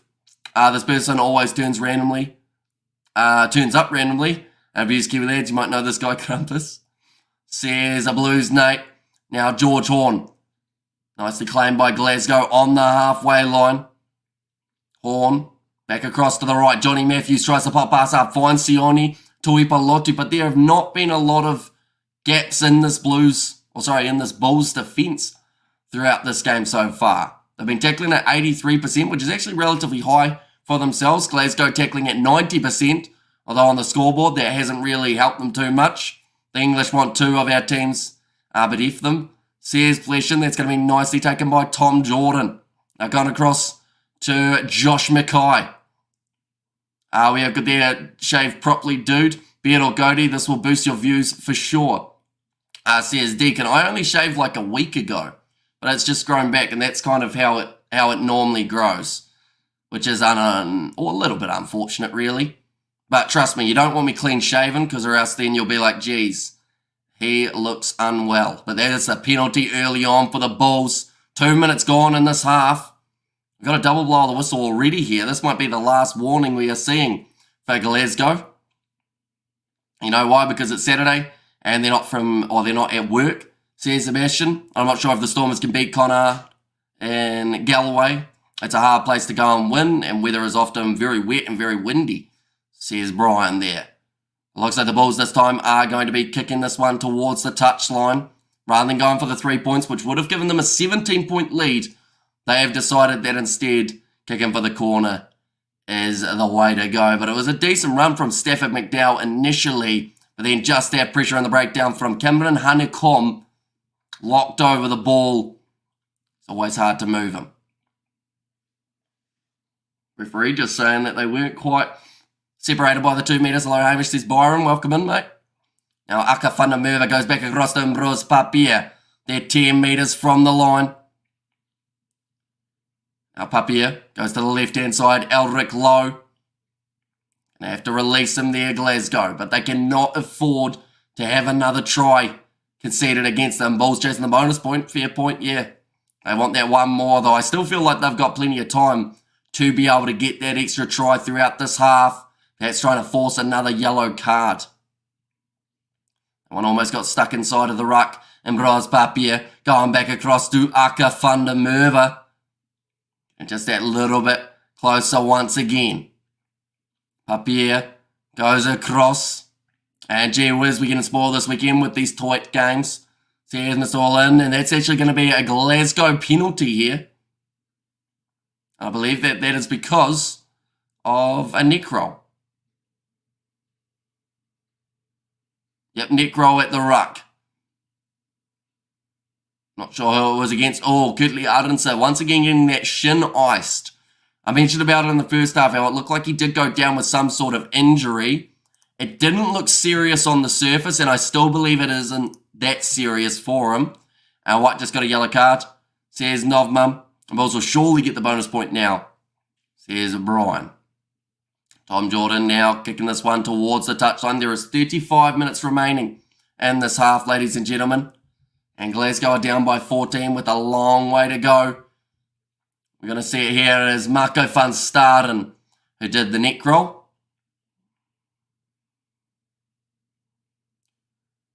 He's a little bit of a risky one. I'm not sure whether or not he'll get into the Springboks for this year. He's a great player, don't get me wrong, and he has a lot of ability when it comes to getting turnovers. But his discipline this year, I think, has been a lot worse than it was last year overall. As a thinking back home, I wouldn't be surprised if we did, but only if they take all 4 teams, says Fleshin. It looks like Marco van Staden going to be making his way from the field because he has got a cut just below his eye. They will take him off. Oh, they just threw up the X sign. They're quite past a Noddy. No one there, says Blues Nate. But Nassim Carr will be on for Marco van Staden while he does get patched up. And below him says, Mr. Billy, welcome in, mate. Hope you have been keeping well. The line out throw here for Johnny Matthews. They're 40 metres out. Nicely claimed by Glasgow. That ball has somehow popped out on the side of the Bulls. And they'll have another attacking chance. Here comes Nassim Carr. First run of the day. Ambrose Papier goes across to Ruan Nokia. Akafana Merva. Going back Hania Com, having to dodge the referee. Almost dodged all the Glasgow defensive line too. Moving up to 22 metres out. Papier. Looking to the left-hand side again. Big shot coming in from Scott Cummings. And also we have got their bonus. Now beautiful pass out wide. Caden Moody, he will score the try for the Bulls. And that is now their bonus point in this contest, ladies and gentlemen. They have done enough and more than that. They've still got plenty of time remaining to go on and get themselves even more tries in this contest. And the points differential is going to really start taking a pounding here for Glasgow if they aren't careful. An Arsenal supporter, Aguna, that must be a decent man then. There's Sebastian in there as well. Field position says Deacon, well, they're over the try line at the moment for Kane and Moody. So I guess back on the halfway line after the kick. It's all wrapped up now, says Brian. And my head hurts, says Krampus.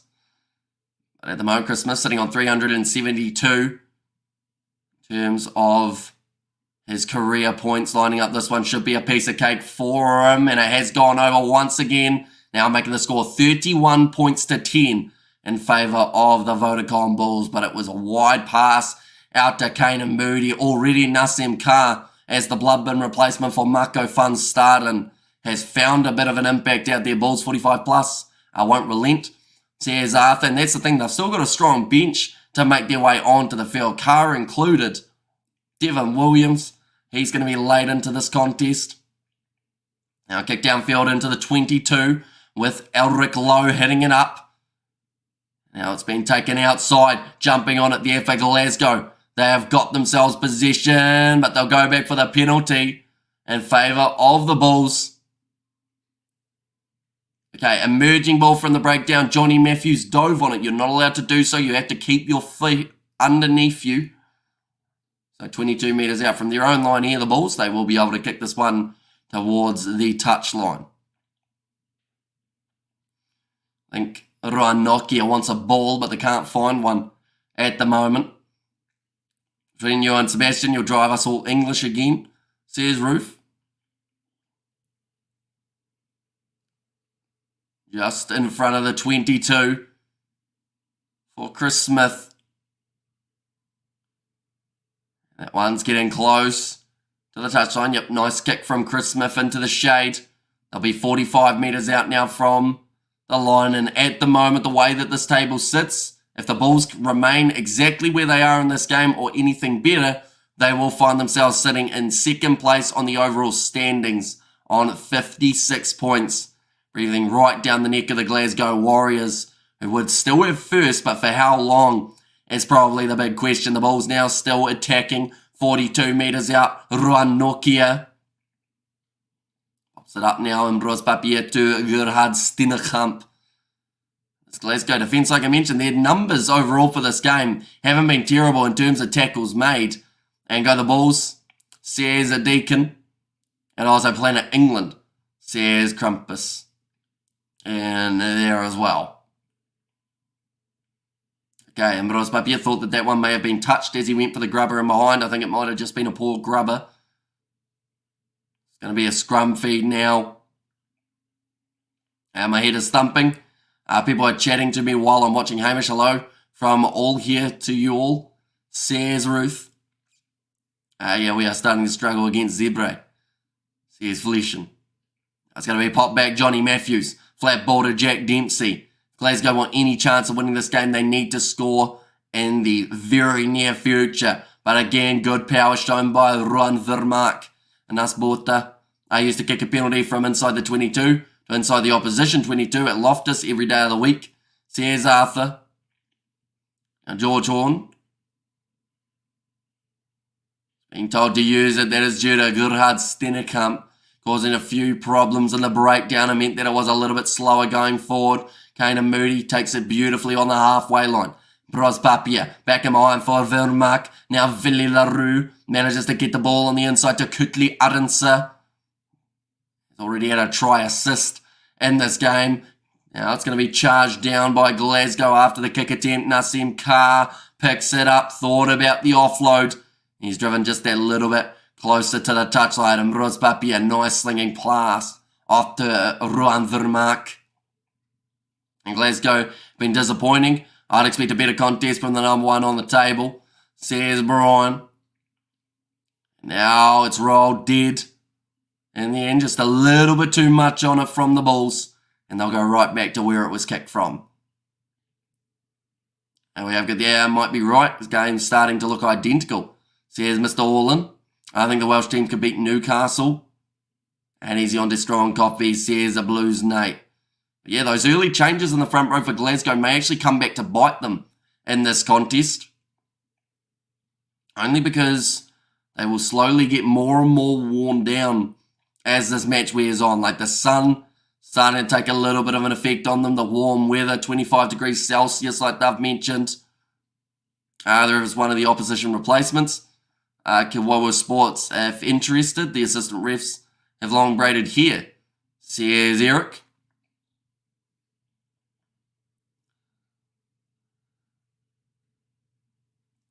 The crowd are absolutely loving it at the moment for this contest, as they should be. At the end of the day, their side are up by 21 points with still 29 minutes remaining. But Horn going off to Sione Tuipolotu. Good attack and run from him, but just loses his footing as they started getting some forward momentum. And off the back, it's going to be Rory Daj getting clattered by Nassim Tuipolotu. Flat ball into the hands of his centre teammate, Stafford McDowell.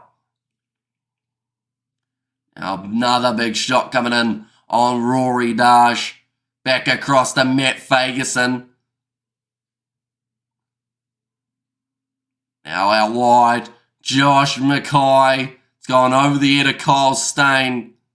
It goes from bad to worse for Glasgow here. An Irish coffee has whiskey, French coffee has snail slime. Stormers and the Bulls making South Africa proud, says Deacon. And of course, two more South African sides going to be in action a little bit later on. The Sharks going head-to-head with Benetton. That is going to be the next game that we do cover in 45 minutes' time. And then alongside that, there is a game later, which is in about 4 hours' time, or in fact about 2.5-ish hours' time. And that is the game between the Lions and Cardiff. What's the attendance?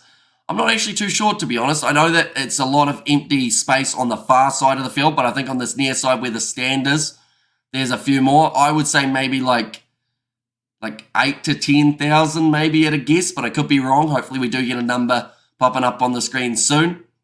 Going to be kicked high from inside of his 22 there, Ambrose Papier down towards the touchline, nicely taken by Kyle Stain, but he's dragged down straight away by Kurtley Arnsa. Horn goes off to the left-hand side. Now Stafford McDowell looks like he's actually got a ripped shirt at the moment. That's how physical this Glasgow side have been. As the attendance is how many people are there. That is true. And playing well because Glasgow not playing well. 31-10 isn't even close. Could hit 38. That's going to be knocked back. In fact, I've said it was a charge down. Now Creel gets the offload. One more on the outside, but Ambrose Papier. That was an open try chance for him. But he has put the ball down.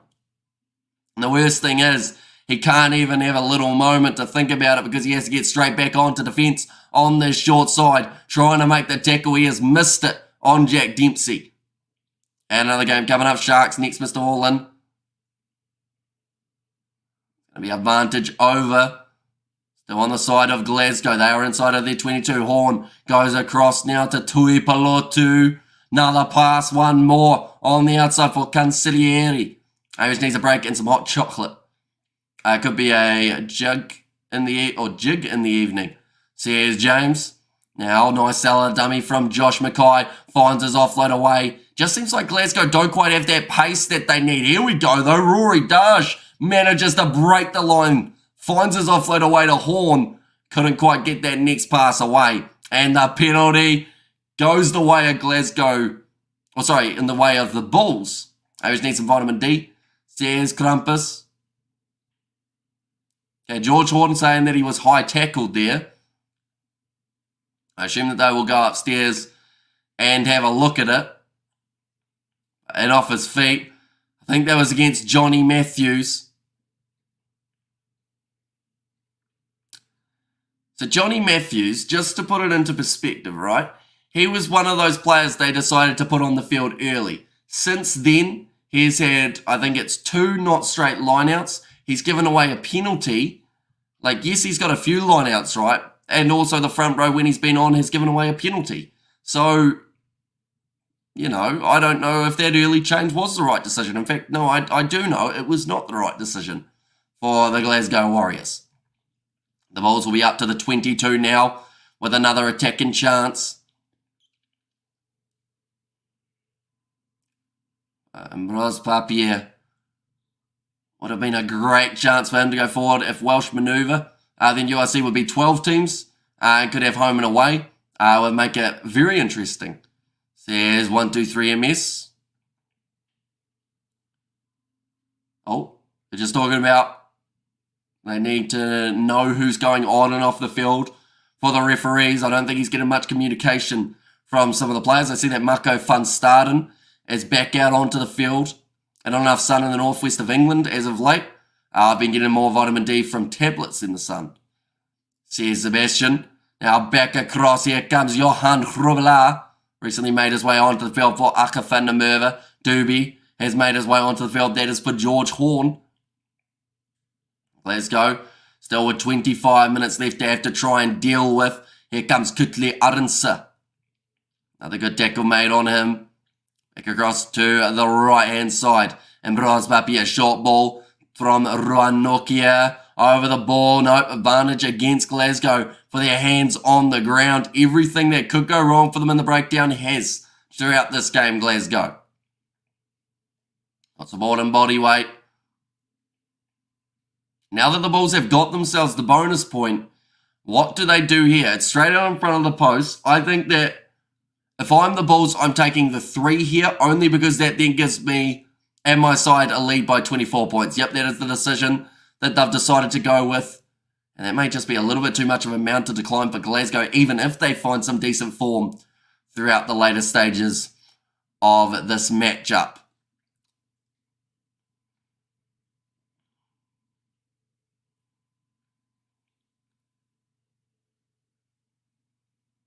Now Chris Smith to line up another one. That's the way I enjoy the Kiwi Lads commentary, Mr. Orland. Thriller night of rugby. You need to come south, amigo. There's Vlesh in there as well. But Chris Smith now, 23 minutes remaining. He won't mind using up an extra 20 or so seconds here. And he gets it over, which will now make the score 34 points to 10 in favour of the Bulls. Welsh teams could retain the home talent if their comp is only GB. So here's 1, 2, 3 MS. But yeah, would be interesting to see how it shapes up. Do you know a score of where it would be? Or like, sorry, not a score, but a like kind of like timeline if they were to join the Premiership side of things. Cheers, dude. We'll check back in later. Bulls got this, says Deacon. Nicely taken. I will warn you, probably wouldn't have shaved by then, Deacon, but we will look forward to seeing you again. That will be better. Still, I think the Welsh should stick with the Celtic nations more at home with us. So here's Brian. It's going to be knocked on this time by Dobie. A red hold on the south coast. Now kicked him behind. 50-22. And they've got it as well. Brilliant kick from Villy LaRue. He's pretty much gone from his own 22 to the opposition 22 and has managed to get the Bulls yet again another line out here. They are just on fire at the moment, ladies and gentlemen, just building it beautifully. Like I just said, it's a 22-22 for Villy LaRue, which rhymes quite beautifully. Now about to be thrown in by Johan Grobbelaar. Nokia losing a little bit of meterage there. Now in behind. Here comes David Creel. Finds the offload to LaRue, but it's just a little bit out in front. And Bedsall Goods says a Deacon. You know what, one day we're going to grow a good one. For now, though, it sadly just doesn't quite come in nicely rather than being a bit patchy. And while the sun is not completely hidden behind the clouds, But it's not enough. The wind is kicked off again. A line-out throw here for Johan Grubelaar. Bonus point already in play here for the Bulls. With 20 minutes left, they have been very strong throughout this game. Although, at the same time, I feel like Glasgow just haven't really shown up for this game either. Now another chance for Ambroise Papier. Trying to go around the side of the breakdown was Macho van Staden. Now looking both ways. Looks like Nassim Carr is waiting for this one. In fact, no, he's not. Chris Smith. He's going to be ankle tapped. Tries to get back up to his feet. And they've got themselves another penalty advantage. They've been told to release him there, Glasgow. And they'll go back for the penalty again.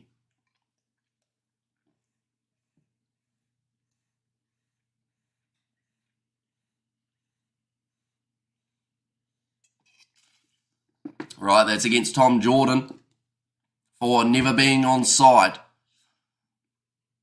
They're calling for another shot.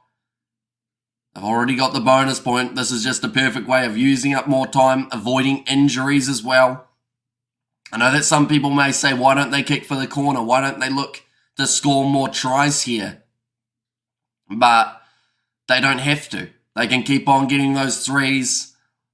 The crowd might not be happy with it eventually, but, you know, you've got the win secured here, and all you've got to do is just get out of this game injury-free for the last 20 minutes. So this is where we might start to see the Bulls making a few more changes as well, taking off some of their key players from the field. I think that this man here, Chris Smith, has been quite the key throughout this one. I prefer to stay, but we are disadvantaged cash-wise. We have none, so all the travelling kills us. Says a flashing. We have good there, bro. You have to commentate the Max Brown charity match. You're amazing. Says, come on up, that's out. Now, that's the rugby union one, isn't it? I know that someone mentioned it to me a while ago. Is it happening in England at some point? Come on up. Maybe. I know that I watched like a short video on it, but then I didn't really get any information about when or where it was happening type thing. Yes, the bus will be cheaper, says Brian. It's going to be kicked off by Tom Jordan. Now beautifully taken by Ulrich Lowe. Making his way forward, Ambroise Papier. It's the opportunity to roll this one back, and again it will be the Bulls to look to send it to the Loftus Sky. Running after this one, I think that's Devon Williams. Tried to go up for it, but Josh Mackay has been able to claim it nicely. Just inside of their 22 at the moment, or inside of their half, I should say. Tom Jordan looking for the sniping run. Offload back. Another offload. Seems like they're just trying to keep this one alive at the moment, Glasgow. Yeah, a rugby charity match in England sometime this year, just like the Sidemen football match they have. That'd be pretty awesome, to be fair. Like, that's the thing. There's actually a lot more rugby YouTubers than, or rugby social media people, I should say, seeing as I don't think it will just be YouTube, but a lot more than some people actually think. So when you see them all in one place, it would be pretty cool. Is it touch rugby, or is it actually like tackle rugby? I feel like that would be interesting. See how it ends up going. But then I don't think they'd do touch rugby, would they? I feel like they'd want to have some sort of contact involved. Glasgow just getting a little bit out-muscled throughout this game overall. Van Staden, Eldrick Lowe, and Cameron Honeycomb have all looked very handy throughout this contest. Looks like now Reniard Ludwig makes his way onto the field alongside Zach Berger. And that is for Ambroise Papier, who's had a good game so far. And same with that man, Ruan Nokia, who was taken from the field and tackle, I'm pretty sure. Says, come on up, that's out. Now Johnny Matthews throws that one in. Nicely taken. Glasgow 10 metres out from the Bulls line. Still down by a lot of tries. They've got a great chance to keep this one going forward. Like they've just mentioned, the most tries have come for Glasgow out of any side in the URC. They haven't been able to get it rolling today. But now Waikato pass from Tom Jordan. The try is good. And Kyle Stain will score it. And that is now going to give them their first try of the second half here. The Glasgow Warriors, like they've just mentioned, 2 more tries here, and that would be a bonus point for Glasgow as well for being able to score 4 tries. So, I guess that's something to aim for if you're Glasgow. You don't want to be the side that hasn't emptied their gas tank in this contest. And yes, you might concede 1 or 2 tries along the way, but you almost have to say, we're willing to risk that points differential for the sake of creating an opportunity more so for ourselves so that we can get a point out of this game, because at the moment they aren't getting any points. They need 2 more tries to get themselves one. Be like water, my friend. I should have taken the bets on these 2 matches. Sears Blues, no.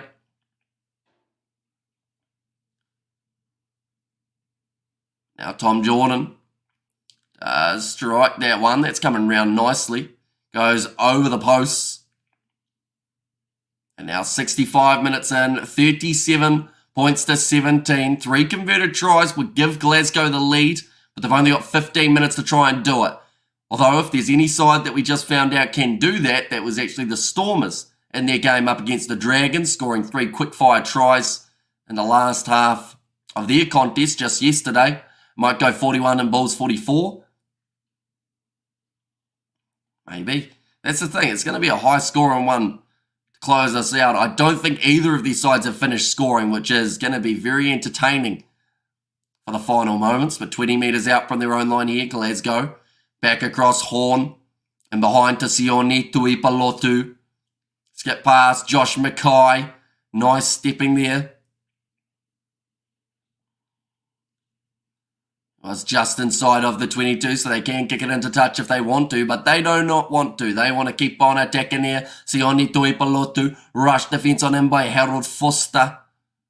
And now they probably do need to kick this one into touch here, Glasgow.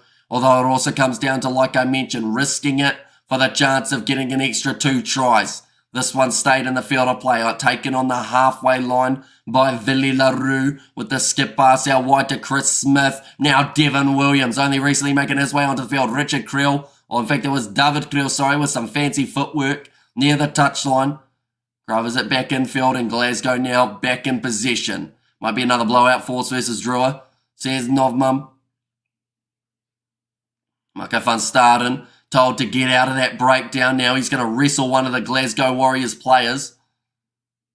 He's got a bit of a temper, Mako van Staden. Reminds me at the moment of Evan Ruiz, how it only takes one little thing to annoy him and he decides to throw a yellow card in the mix. But it looks like Martin Zima now makes his way onto the field. Wilco Lowe coming off. And it is going to be the opportunity for Klopper at number 18. Similar score to Chiefs versus Moana Pacifica. Says Novmum.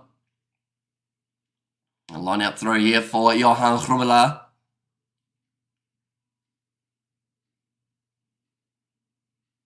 Who's that man? Oh, it's Weir. Duncan Weir. He's a solid looking bloke for a back. I'll knock backwards for Zach Berger. Looking to bust his way through and has done just that. Chipped him wide. And the mark is taken, bro. The sport is amazing. They need to show it more in America. Come across the Super Rugby randomly the other week. Watch some of the Super Rugby games this weekend. It's amazing. Shame us Americans don't like it. It's way better than NFL. Says Jackson Hay. And to be honest, like, we've had a lot of people come onto the channel who have made like bets to do with Super Rugby without knowing what the competition is. Then they come on and they kind of have a bit of a chat about it. They look at some highlights. And yeah, a lot of people do find that they do actually enjoy it. It's a bit more fast-paced than the NFL. And it's kind of just, it's different, isn't it, in a good way. Like, you can like your NFL, you can like your rugby, and I feel like they work together quite well too, depending on what type of game you enjoy watching. Beautifully stolen there for Glasgow. He was sweating on that intercept all day for Cancellieri. He was just waiting in that back line, and they've scored themselves another one now. Glasgow, their 1 try off a bonus point. They might check this just to see whether or not there was a player who was pushed off the ball, but I don't think it was anything too serious there. And the kick has gone over, just the drop kick from Glasgow. We're going to see it here. Yeah, he was just waiting in front of Villy LaRue. He read it beautifully. And Glasgow now 1 try away from, like I said, that bonus point. And they're also only 13 points away from being back into this game. This is an insane finish by the looks of it that we've got on the cards. Lewis Rees-Zammit plays NFL now. He certainly does. Signed with the Chiefs, I believe. Now Dempsey, pass on the outside. The replacement, Dobie. And man, Hamish, why did you jinx Drua for only winning at home? Yeah, unfortunately, I have a way of jinxing teams. I said that the Bulls looked like they were going to win this comfortably, and now look at us. We're coming down to the wire, and there's still half a chance. Or knocked back from the Bulls. In fact, no, it did go forward. Forward, then hit back. How good was Lewis Rees-Zammit at rugby? I don't really care about the NFL, but Dad's a massive Chiefs fan, so I know a bit about it, says Jackson A. He was very quick out on the wing for Wales, and like you'd probably say he was a strong player in a not-so-strong team, if that makes sense. Like, he's still very young as well, but his acceleration is something that set him apart from quite a few other players, like his way of breaking through and creating chances for his side. The attendance is 10,006, ladies and gentlemen. So my guess between 8 and 10,000 wasn't completely off. The extra 6 people came in late and ruined my prediction. And Draw not playing at home. Says Novmum, exactly. So the reason that they are losing is because they are away from home, is what Mr. Wallen was saying. 9 minutes left in this game. Glasgow have got themselves the scrum feed. Very solid in the scrums today for both sides. Now fire back across, breaking through the line. Another opportunity. Josh Mackay, one more pop pass up to Sione Tuipulotu. And they're up to only 20 metres out. Another offload coming for Doobie. He sells the dummy. And they're 5 metres out. Glasgow Warriors round the side. They get the bonus point. And not only that, they're now within 7. What is going on for the Bulls? That kick's gone over as well.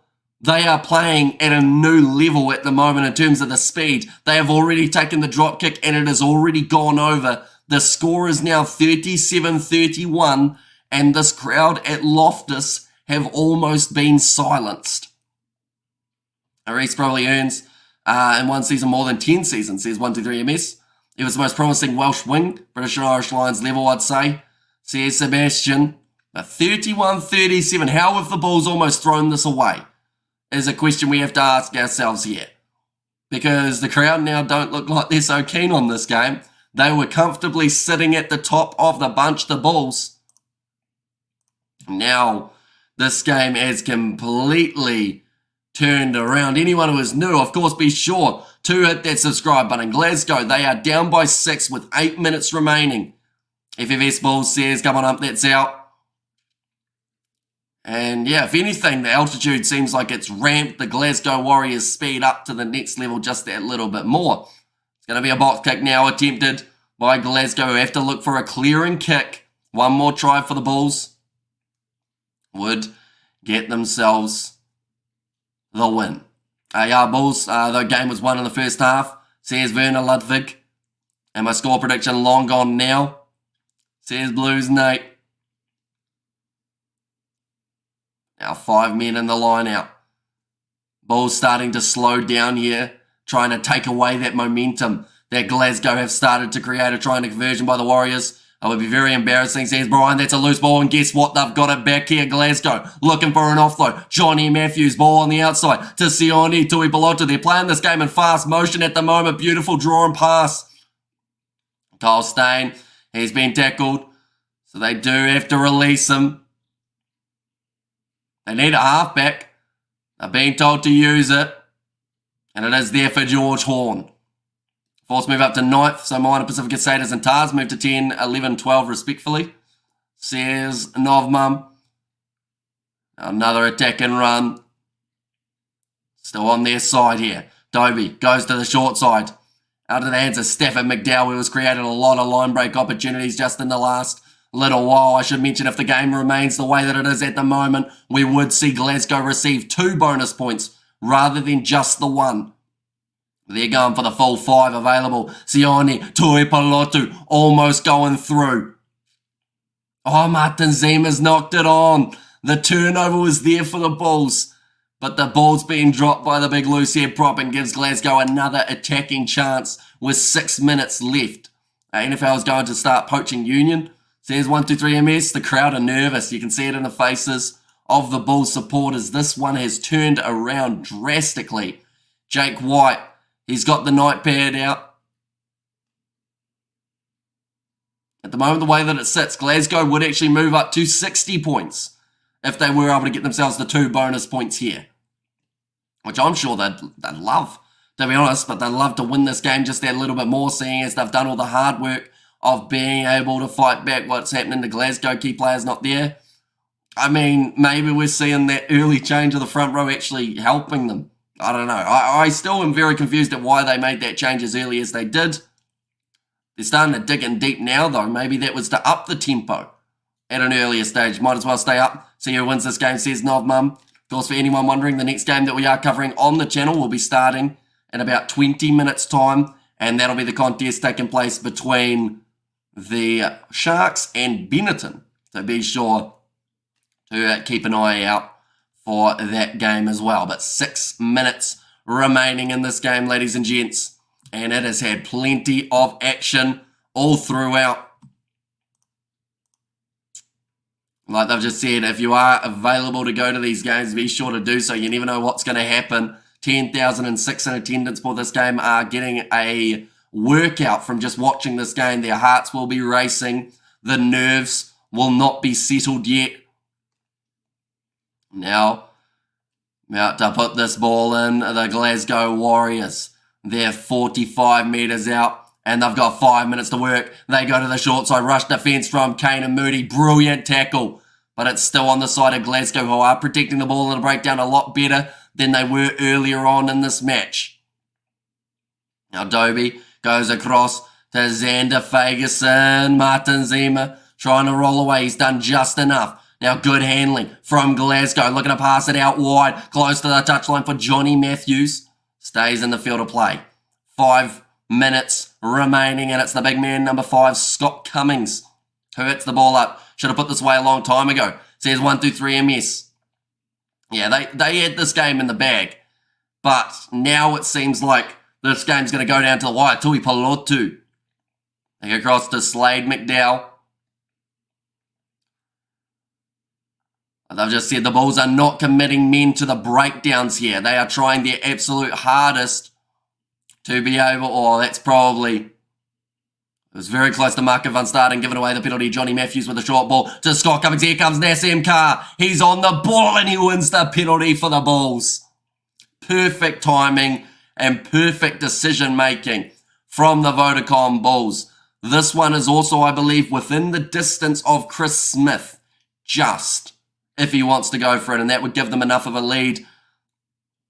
Oh no, might be a little bit too far out. It's about maybe 55 metres for this kick. It's at altitude. Chris Smith wants the shot at the post by the looks of it. Yep, he's taken on the shot from 54 metres out. This man has one of the highest kicking accuracies around in World Rugby today, and he is now trying to prove that 54 metres out to give them enough of a lead that would not only give themselves a 9-point lead in this contest, which may be enough, but also it would take away that Glasgow bonus point. So it would be a little bit of a killing 2 birds with 1 stone scenario here for the Bulls, but that is only if he gets it. And ball and a ball will always be a ball, but they are making a mess. See, there's Erasmus there. Chris Smith, some deep breaths being taken now. 3 minutes remaining. Lining this one up, Chris Smith. He's got the distance. And he's got the accuracy. That man is a match winner. And now 40 points to 31. Glasgow have still got a chance to get within the 7, but they are now in a position where I don't believe they can win this game now.